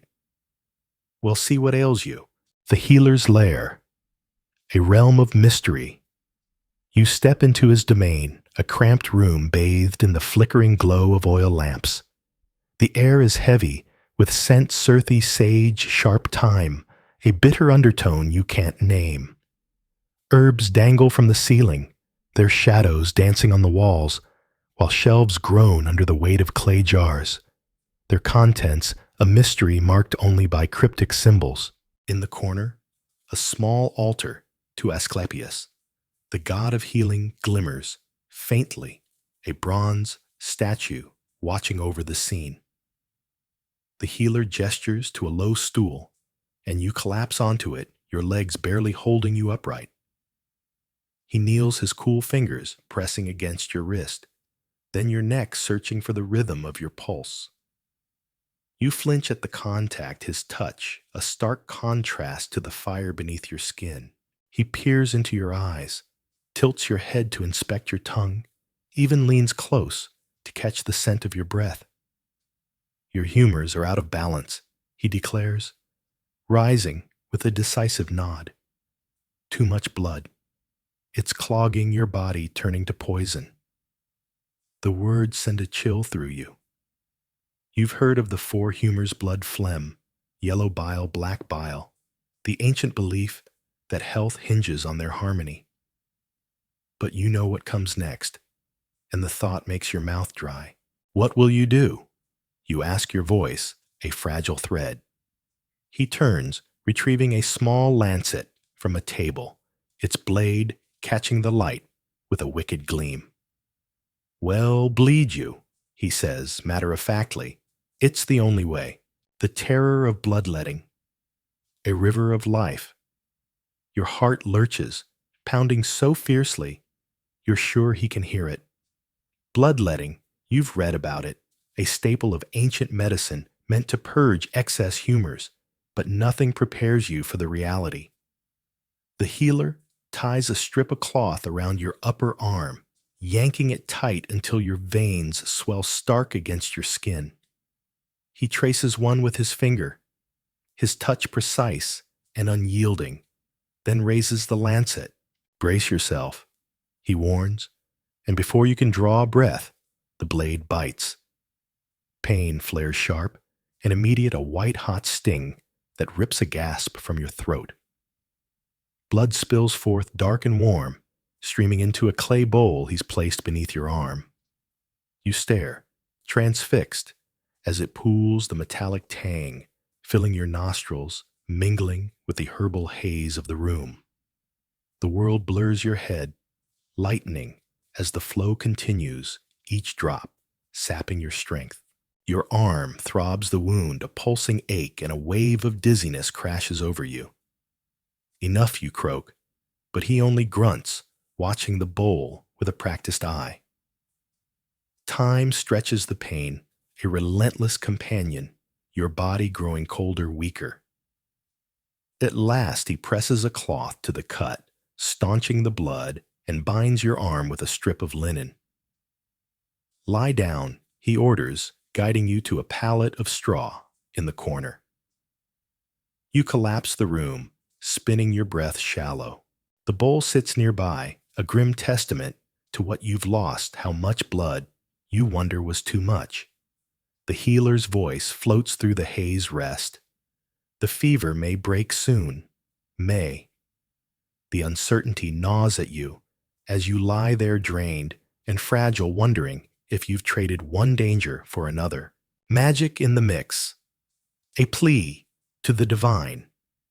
The healer moves to a table, the scrape of a mortar and pestle cutting through the silence. You watch half-dazed as he grinds herbs, their dust rising like a faint mist. He returns with a cup, the liquid inside a murky brown, its smell earthy and rancid. Drink, he says, lifting it to your lips. You hesitate, the stench curling your stomach, but you're too weak to resist. It slides down your throat, bitter as bile, coating your tongue with the taste of decay. Willow bark and garlic, he explains, to cleanse what's left of your blood. But he's not finished. From a pouch at his belt, he draws a small amulet, smooth stone etched with Asclepius's likeness, and slips it over your head. It rests against your chest, cool and heavy. Keep this close, he murmurs, his tone softening. It'll guard you from spirits and call the gods mercy. You grasp it, your fingers trembling as they trace the carving. In your world, medicine is sterile, predictable pills, and scalpels, not prayers and talismans. Yet here, the two are entwined, a healer's skill bolstered by faith in the unseen. You think of the Hippocratic corpus, the texts that birthed rational medicine, yet even they nod to dreams and divine will. Medicine or magic? The question lingers as you clutch the amulet, a lifeline in a sea of doubt, a fragile hope, the waiting game. The healer retreats, leaving you alone with the dimming lamps and your swirling thoughts. Your arm aches, the bandage tight against the wound, and exhaustion pulls at you like a tide. You feel hollow, the bloodletting a thief that's taken more than you can measure. Yet there's a quiet too, a stillness beneath the fever's heat, as if your body is deciding its fate. You ponder the strangeness of it all. These ancient cures, so crude, yet rooted in a desperate logic. Scholars argue over their worth. Some herbs, like willow bark, carry real power. Aspirins, ancestor, you recall, while bloodletting often left patients worse off, their strength bled away. But here in this moment, you're beyond debate. You're a participant, not a critic, and survival is all that matters. Your eyes drift shut, the amulet, a small anchor against your skin. A prayer escapes your lips, soft and shaky. Asclepius, please let me live. It's a plea, born of fear and hope, a thread tossed to the gods in a world where medicine is as much faith as fact. Sleep claims you fitful, and fevered the healers brew, dulling the pain's edge. Will you wake to health or deeper sickness? The answer waits in the shadows, as uncertain as the flickering light. You've made your choice. The trade route is a go, but it doesn't feel like victory. It feels like you've tossed a coin into the sea, and now you're waiting to see if Poseidon spits it back. Every move you make is shadowed by doubt, every step a question mark. The gods don't hand out roadmaps. They dangle hints and watch you squirm. And the natural world, it's their playground, a canvas of signs you can stop reading, even when you want to. Take this morning. You wake to the sound of a rooster crowing good right. A new day, a fresh start. But then you step outside, and the sky is a bruise of gray clouds rolling in from the west. West, where your ships will sail. Your stomach twists. Is Zeus brewing a storm to test you, or is it just weather? You can't tell, and that's the problem. You're no philosopher, no high-minded Athenian debating fate in the agora. You're just a merchant trying to survive, and the gods have you jumping at shadows. You head to the harbor to check on the preparations, your eyes darting everywhere. A gull lands on the dock, stares at you, then takes off, flying left. Left, your heart sinks. Leftward flights are trouble, or so the old sailors say. You mutter a curse under your breath and glance at the water. Its calm mirror, flat, reflecting the gloomy sky. Too calm, maybe. You've heard tales of Poseidon lulling sailors into complacency before unleashing chaos. You shake your head, trying to laugh it off. Get a grip, you tell yourself. It's a bird, not a prophecy. But then there's the crew. Your trusted captain, grizzled and sharp-eyed, nods as you approach. All's ready, he says. But his hand brushes a small amulet of Athena hanging at his belt, a subtle plea for wisdom or protection. Even he's hedging his bets. You scan the others. A young deckhand fumbles a rope, then grins sheepishly. Clumsiness or a sign of trouble. A fisherman nearby hauls in a net, and a single eel writhes among the catch. Eel's slippery serpentine. The Pythias words echo. Beware, the serpents whisper. You groan inwardly. This is ridiculous. You can't live like this, seeing doom in every twitch of the world, yet you do. You double-check the cargo offer, a quick prayer to Hermes over a cup of wine spilled into the dirt, and watch the horizon like it might bite. A breeze picks up, carrying the briny scent of the sea and the faint tang of olive oil from the amphorae stacked on deck. It's a good smell, a working smell, but it doesn't settle your nerves. As the ship casts off, you stand at the shore, hands clenched. The sails catch the wind, and a hawk soaring high dips once, twice, then vanishes into the clouds. You hold your breath. Is this the hawk from the oracle's vision diving toward success or disaster? That night you lie awake, the creak of your house mimicking a ship's timbers. You've done all you can, paid the gods their due, read their signs as best you could. But the doubt gnaws like a rat in the grain stores. The gods are fickle natures a tease, and you're stuck in the middle, second-guessing every move. Tomorrow, you'll watch for ravens, listen for thunder, and wonder if you've bet on the right throw of the divine dice.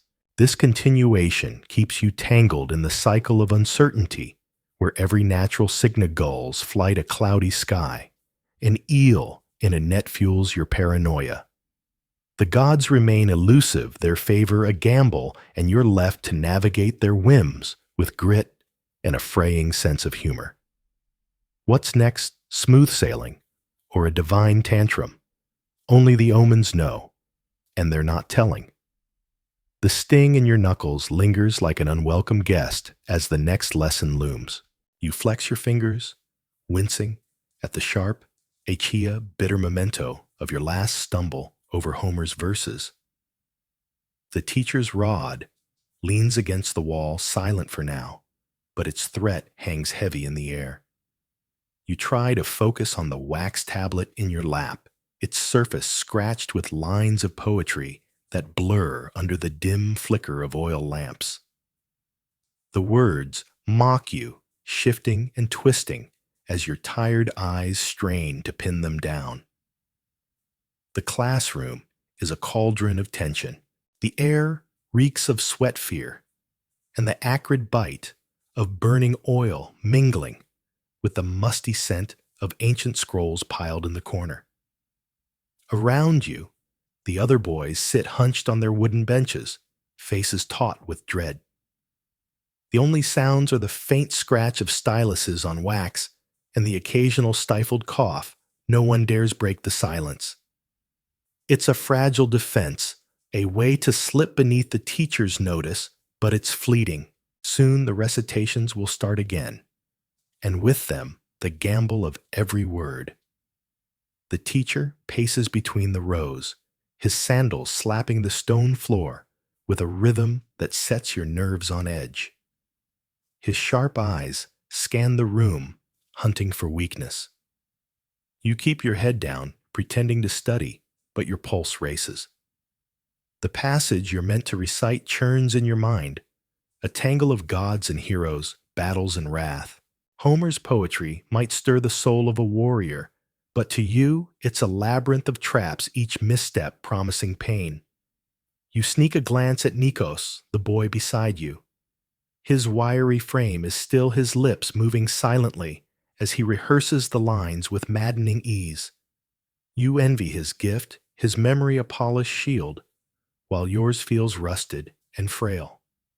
He meets your gaze for a heartbeat, offering a flicker of a smile, sympathy, maybe before the teacher's shadow sweeps over him. You both snap back to your tablets, breath held tight. Up, the teacher barks, his voice slicing through the quiet like a blade. All of you. You stand with the others, legs stiff and aching from the unyielding bench. He points to the front, and the recitations begin. One by one, your classmates step into the fire. Some falter, their voices cracking, and the rod answers with a swift thwack against knuckles or shoulders. Others, like Nikos, sail through their words, steady as stone, earning a grudging nod before they retreat. You watch, stomach twisting, unsure which fate awaits you. When your name rings out, your blood turns to ice. You shuffle forward, the weight of every stare pressing down on you. The teacher crosses his arms, his face a mask of judgment. You clear your throat, too loud, too nervous, and start. Sing, O muse, of the wrath of Achilles. The words crawl out shaky, but clinging to the rhythm. You focus on the cadence, letting it pull you along, and for a fleeting moment, you think you might survive. Then halfway through, your mind betrays you. The next line evaporates, leaving nothing but silence. You freeze, tongue thick, as the teacher's gaze sharpens. Continue, he says, his voice soft, but laced with menace. You grope for the words, panic clawing at your chest. And the gods, you mumble, but it's wrong, a pitiful guess. The rod appears in his hand, and you tense, waiting for the strike. But he doesn't swing. Instead, he leans in close, his breath sour against your face. Do you think Homer stuttered? He hisses. Do you think the gods stumble over their decrees? You shake your head, mute with shame. Then why do you? He straightens, letting the words sink in. Again. From the start. You nod, throat tight, and begin anew. This time, the lines come, but your voice quivers, a threadbare whisper. You finish barely, and he dismisses you with a flick of his wrist. You stumble back to your bench legs, trembling, and collapse, the sting of failure burning hotter than your knuckles. The lesson drags on, an endless gauntlet of verses and blows. You feel caged, the poetry a weight you can shrug off. It's meant to mold you into something greater. A citizen, a man, but right now it's a chain, each line a link you're forced to forge. You think of the world beyond these walls, the bustle of the agora, the salt breeze off the harbor, the freedom of open fields. But here, you sit bound by duty, with no reprieve. When the teacher finally releases you, the sun is dipping low, painting the room in long shadows. You gather your tablet and stylus, hands throbbing, and join the shuffle out the door. The evening air washes over you, cool and clean. But it can't erase the days, marks in your skin or in your spirit. You trudge home, the poetry still echoing in your skull. Tomorrow looms another round of memorization and fear. You wonder if it'll ever ease, if you'll ever stand tall and recite without dread. Maybe one day, the words will feel like wings instead of shackles. For now, though, you're just a boy fighting to survive the lessons, one bruising line at a time. This continuation keeps you steeped in the harsh grind of ancient Greek education, where every recitation is a tightrope walk over punishment. The classroom pulses with tension, the teacher's rod ever present, and the poetry noble as it is feels like a relentless foe. You've made it through another day, battered, but unbroken. What's next in this unforgiving journey? You step into the symposium, the air thick with the mingled scents of roasted meats and spiced wine, a heady invitation to the evening ahead. The room glows softly under the flicker of oil lamps, their golden light dancing across the guests who recline on plush couches, arranged in a loose semicircle. Tapestries line the walls, vivid with scenes of mythology heroes, locked in combat with monstrous beasts, gods and goddesses poised in divine elegance. At the room's edge, musicians coax gentle melodies from their lyres, the notes weaving through the hum of conversation like a delicate thread. A low table sits at the center, already laden with the promise of food and drink, and you feel the weight of the night settle over you, an intoxicating blend of indulgence and peril. You ease onto a couch, the cushions yielding beneath you, and survey the scene. The host, a wealthy merchant whose taste for opulence is evident in every detail, has spared no expense. Servants glide silently through the crowd, their trays balanced with the first offerings of the night: warm barley bread, drizzled with golden olive oil, plump olives in shades of black and green wedges of tangy goat's milk cheese, and clusters of ripe figs. You reach for the bread, tearing off a piece its crust. Crackles satisfyingly, while the interior remains soft and chewy, a perfect vessel for the rich, fruity oil. The olives burst with flavor, some mild, and others sharply briny, cutting through the creamy crumble of the cheese. Then come the figs, their juicy sweetness, a bright counterpoint to the savory notes, each bite a small luxury on your tongue. As you savor the food, the room's energy shifts. Conversation bubbles up, tentative at first, then bold. Beside you, a philosopher with a keen gaze and a sharper tongue leans forward, his voice cutting through the murmur. The soul, he proclaims, is immortal, a divine spark that outlives the frail shell of the body. Across the room, a skeptic smirks, his tone dry as dust. Or it's nothing more than a trick of the flesh gone when the heart stops. Their words clash like swords, and you try to track the argument, but the wine is already working its magic.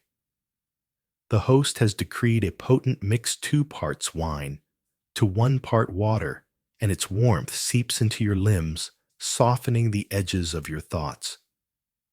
The deep red liquid, served in wide, shallow kylixes, passed from hand to hand, carries notes of ripe fruit and subtle spice, each sip a quiet seduction. Then abruptly, the philosopher turns to you, his eyes glinting with challenge. And you, friend, what say you? Does the soul endure, or does it perish with the body? The room stills all eyes on you, and your pulse quickens. A misstep here could sour the mood or, worse, the host's favor. You lift the kylix, taking a slow sip to gather your wits, the wine's heat steadying you. I think the soul is a riddle, you say. Carefully, one we're not meant to solve fully. Perhaps it's both eternal in essence, yet bound to the body's fate. The philosopher tilts his head, a faint smile tugging at his lips. Cleverly said, he concedes, and not without depth. Relief washes over you, as the tension breaks the debate, rolling on, without claiming you as its casualty. The servants return, bearing the main course, and the table groans under its bounty. Roasted lamb arrives first, its skin crisp and crackling, the meat beneath tender and succulent, infused with the bite of garlic and the earthiness of herbs. You carve a piece, and the flavors eruptric, savory, with a whisper of smoke from the open flame. Beside it lies a whole fish grilled until its skin gleams golden, its flesh flaking apart at the lightest touch, delicate and sweet, with a hint of rosemary. Roasted vegetables, their edges caramelized to a deep sweet, charjoin, a salad of bitter greens dressed with olive oil and vinegar, its sharpness slicing through the meal's richness. Each bite is a balance of excess and restraint, a feast that demands your full attention. The wine flows freely now, the kylixes making their rounds, and the room grows louder, looser. A politician, his voice a thunderclap, rises to defend democracy, extolling the virtues of the common man's wisdom. An aristocrat counters with cool precision, insisting that only the enlightened few should steer the police. Their arguments tangled, drawing nods and scowls from the crowd. Then a poet, emboldened by the wine, stands to recite lines from Homer tales of Achilles' wrath and Odysseus cunning his voice, rising and falling like the sea. The guests pounce on the verses, dissecting their meaning with fervor, their words a storm of intellect and passion. You tread this ground with care, offering a nod to the politician's zeal, or a murmured agreement with the poet's flair, but always watching the room's pulse. When talk turns to the gods, you feel the air tighten religion is a jagged edge here, one wrong word, a spark to dry tinder. The gods' wisdom guides us all, you say, keeping it vague, and the guests murmur assent, the moment passing without incident. The wine urges you to speak bolder, but you resist. Survival in this room means holding your tongue as much as wielding it. Hours slip by, the debates ebbing, as exhaustion and inebriation take their toll. Some guests stumble to their feet, their steps unsteady from the wine's embrace, while others linger lost in thought, their minds still sparring with the night's ideas. You stay a while longer, sipping the last of the wine, its final notes of honey and spice cling to your lips like a farewell kiss. The host approaches, his smile gracious, but his eyes keen as if tallying your worth. A fine evening, he says, and you nod, hoping your performance has tipped the scales in your favor.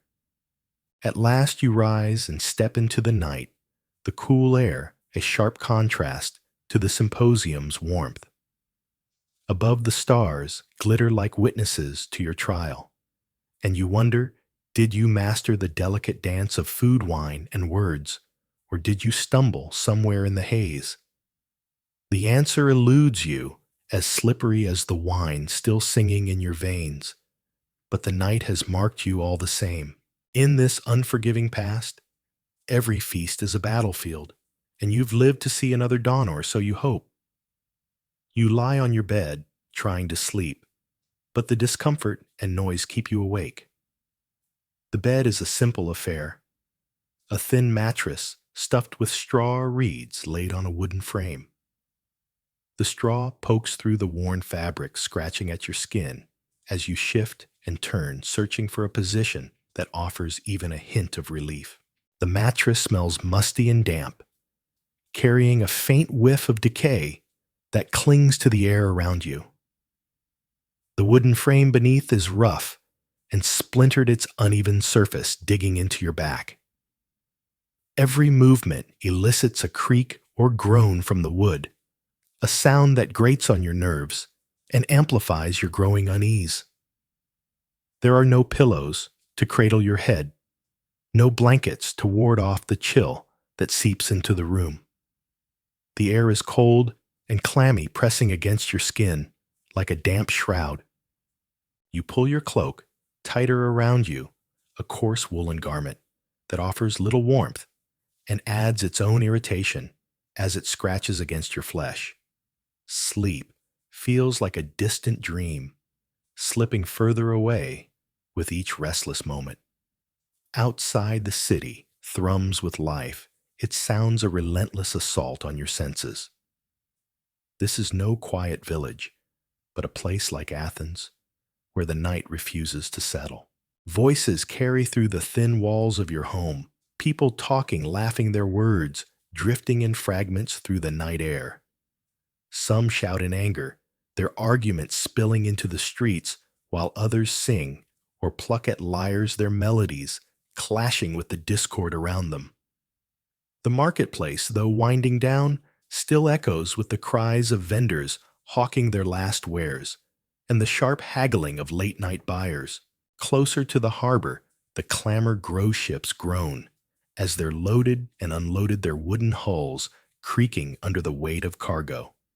Sailors call out to one another, their voices rough with exhaustion or wine, while dock workers grunt and curse as they haul goods through the dark. Animals add their own chorus. Goats bleat, donkeys bray their sounds, bouncing off the stone walls and reverberating through the narrow streets. Carts rumble past their wheels, grinding against the uneven cobblestones, each jolt and rattle a fresh stab at your fragile patience.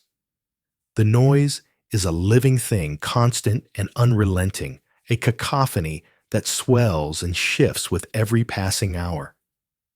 As the night deepens, the tone changes, revelry gives way to the slurred shouts of the drunken, the scuffle of fights breaking out, the occasional wail of someone in distress. There is no silence here, no reprieve. The house itself is no sanctuary.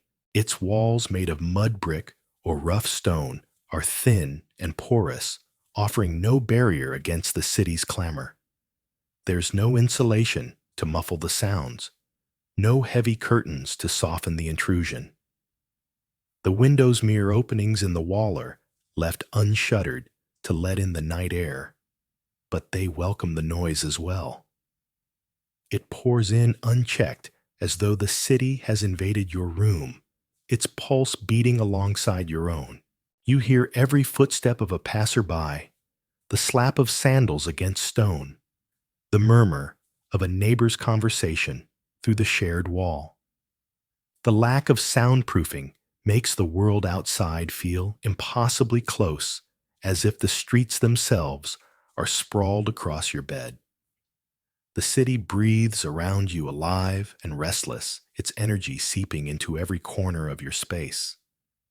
You press your hands to your ears, but the sounds slip through too loud, too persistent to be ignored. You toss and turn, your body aching from the effort. The straw pricks at your arms and legs, leaving red welts where it rubs too long. Your back throbs from the hard, unyielding frame, each shift a reminder of the bed's hostility.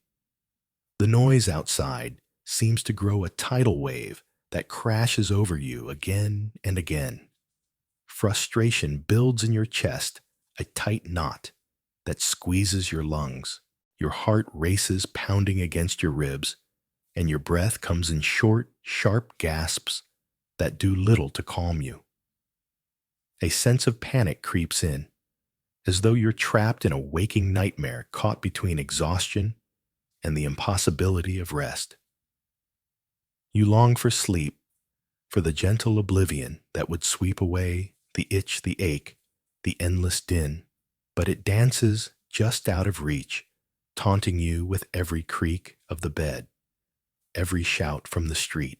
You try to block it out, pressing your palms harder against your ears, curling into yourself as if you could shrink away from the world. But the sounds are relentless, piercing through your defenses, and the discomfort of the bed anchors you to this restless reality. Desperation takes hold, a heavy weight that presses down on you as though you're drowning in a sea of noise and irritation with no shore in sight. You are not alone in this struggle. The room is shared, a cramped space filled with others enduring the same torment. Their beds creak in unison with yours, a chorus of discomfort that fills the air. The smell of sweat hangs thick and sour, mingling with the musty odor of the mattresses and the dampness that clings to everything. Snoring rumbles from one corner, a deep, ragged sound that cuts through the night like a saw. Another sleeper mutters, shifting restlessly, their movements rustling the straw. You hear every breath, every sigh, every scrape of skin against fabric. Some toss and turn like you, their frustration a mirror to your own, while others lie still, lost to fitful dreams you envy. The closeness of it all, the sounds, the smells, the inescapable presence of others adds to the sensory overload. There's no privacy here, no quiet corner to retreat, to no moment of solitude to gather your fraying nerves. It feels as though you're suffocating the air, too heavy, the space too small, the night too vast to endure. In ancient Greece, sleep was not the soft refuge it might be today. The beds were harsh, unforgiving things, more punishment than comfort.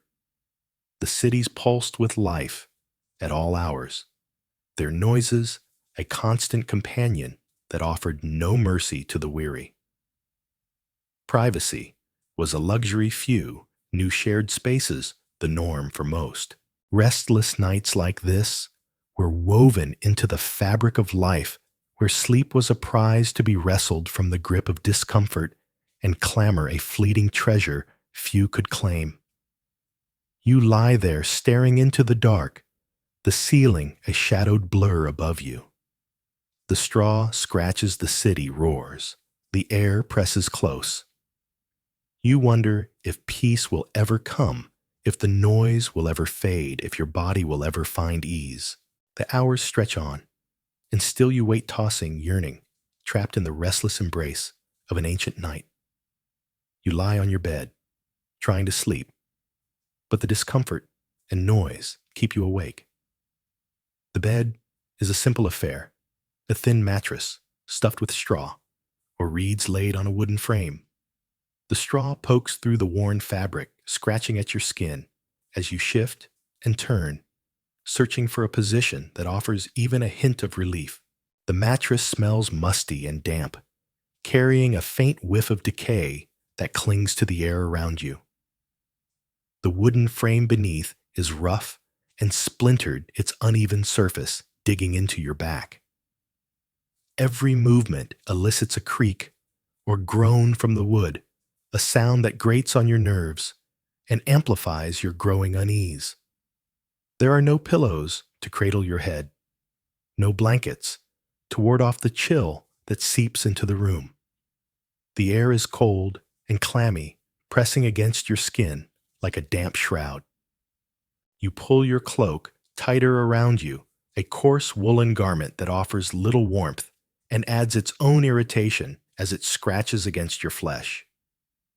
Sleep feels like a distant dream, slipping further away with each restless moment. Outside, the city thrums with life. It sounds a relentless assault on your senses.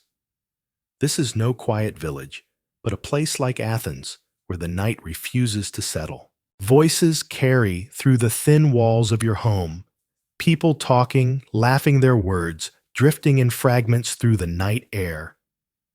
Some shout in anger, their arguments spilling into the streets, while others sing or pluck at lyres, their melodies clashing with the discord around them. The marketplace, though winding down, still echoes with the cries of vendors hawking their last wares, and the sharp haggling of late-night buyers. Closer to the harbor, the clamor grows, ships groan, as they're loaded and unloaded, their wooden hulls creaking under the weight of cargo. Sailors call out to one another, their voices rough with exhaustion or wine, while dock workers grunt and curse as they haul goods through the dark. Animals add their own chorus. Goats bleat, donkeys bray their sounds, bouncing off the stone walls and reverberating through the narrow streets. Carts rumble past, their wheels grinding against the uneven cobblestones, each jolt and rattle a fresh stab at your fragile patience. The noise is a living thing, constant and unrelenting, a cacophony that swells and shifts with every passing hour. As the night deepens, the tone changes, revelry gives way to the slurred shouts of the drunken, the scuffle of fights breaking out, the occasional wail of someone in distress. There is no silence here, no reprieve. The house itself is no sanctuary. Its walls, made of mud brick or rough stone, are thin and porous, offering no barrier against the city's clamor. There's no insulation to muffle the sounds, no heavy curtains to soften the intrusion. The windows, mere openings in the wall, are left unshuttered to let in the night air, but they welcome the noise as well. It pours in unchecked, as though the city has invaded your room, its pulse beating alongside your own. You hear every footstep of a passerby, the slap of sandals against stone, the murmur of a neighbor's conversation through the shared wall. The lack of soundproofing makes the world outside feel impossibly close, as if the streets themselves are sprawled across your bed. The city breathes around you alive and restless, its energy seeping into every corner of your space. You press your hands to your ears, but the sounds slip through too loud, too persistent to be ignored. You toss and turn your body aching from the effort. The straw pricks at your arms and legs, leaving red welts where it rubs too long. Your back throbs from the hard, unyielding frame, each shift a reminder of the bed's hostility. The noise outside seems to grow a tidal wave that crashes over you again and again. Frustration builds in your chest a tight knot that squeezes your lungs. Your heart races, pounding against your ribs, and your breath comes in short, sharp gasps that do little to calm you. A sense of panic creeps in, as though you're trapped in a waking nightmare, caught between exhaustion and the impossibility of rest. You long for sleep, for the gentle oblivion that would sweep away the itch, the ache, the endless din, but it dances just out of reach, taunting you with every creak of the bed, every shout from the street. You try to block it out, pressing your palms harder against your ears, curling into yourself, as if you could shrink away from the world. But the sounds are relentless, piercing through your defenses, and the discomfort of the bed anchors you to this restless reality. Desperation takes hold, a heavy weight that presses down on you as though you're drowning in a sea of noise and irritation with no shore in sight. You are not alone in this struggle. The room is shared, a cramped space filled with others enduring the same torment. Their beds creak in unison with yours, a chorus of discomfort that fills the air. The smell of sweat hangs thick and sour, mingling with the musty odor of the mattresses and the dampness that clings to everything. Snoring rumbles from one corner, a deep, ragged sound that cuts through the night like a saw. Another sleeper mutters, shifting restlessly, their movements rustling the straw. You hear every breath, every sigh, every scrape of skin against fabric. Some toss and turn, like you, their frustration, a mirror to your own, while others lie still, lost to fitful dreams you envy. The closeness of it all, the sounds, the smells, the inescapable presence of others adds to the sensory overload. There's no privacy here, no quiet corner to retreat, to no moment of solitude to gather your fraying nerves. It feels as though you're suffocating, the air too heavy, the space too small, the night too vast to endure. In ancient Greece, sleep was not the soft refuge it might be today. The beds were harsh, unforgiving things, more punishment than comfort. The cities pulsed with life at all hours, their noises a constant companion that offered no mercy to the weary. Privacy was a luxury few knew, shared spaces the norm for most. Restless nights like this were woven into the fabric of life, where sleep was a prize to be wrestled from the grip of discomfort and clamor, a fleeting treasure few could claim. You lie there staring into the dark, the ceiling a shadowed blur above you. The straw scratches, the city roars, the air presses close. You wonder if peace will ever come, if the noise will ever fade, if your body will ever find ease. The hours stretch on, and still you wait, tossing yearning, trapped in the restless embrace of an ancient night. As you lie there, the echoes of ancient Greece begin to soften their edges, blurring like whispers carried off by the wind. The straw mattress beneath you, so coarse and unyielding just moments ago, fades into a distant memory. Its prickly discomfort dissolves, replaced by the tender embrace of your own bed. Feel the way it cradles you, every curve of your body sinking into its plush softness, as if it's been waiting all along to welcome you home. The blankets warm and familiar wrap around you like a cocoon, their gentle weight pressing away the last traces of the day's trials. Breathe in deeply. The air here is different, cleaner, quieter, free of the dust and clamor that filled the ancient city. It carries the subtle sense of your own space, perhaps the faint lavender of your sheets, the comforting musk of a well-loved room, or simply the stillness of a world at rest. Let that breath fill you slow and steady, washing over the remnants of a life that no longer holds you. The noise of carts rattling over cobblestones, the shouts of merchants, the restless hum of a world without pause, all of it slips away, replaced by the tender hush of your present. Your mind drifts back to that day in ancient Greece. One last time, not with tension, but with a quiet wonder. You walked those chaotic streets, felt the weight of their expectations, endured their relentless demands. The cold mornings with no warmth to greet you, the scratchy chitin against your skin, the endless vigilance of a life without modern ease. It was a day of survival, a test you met with strength you didn't know you had.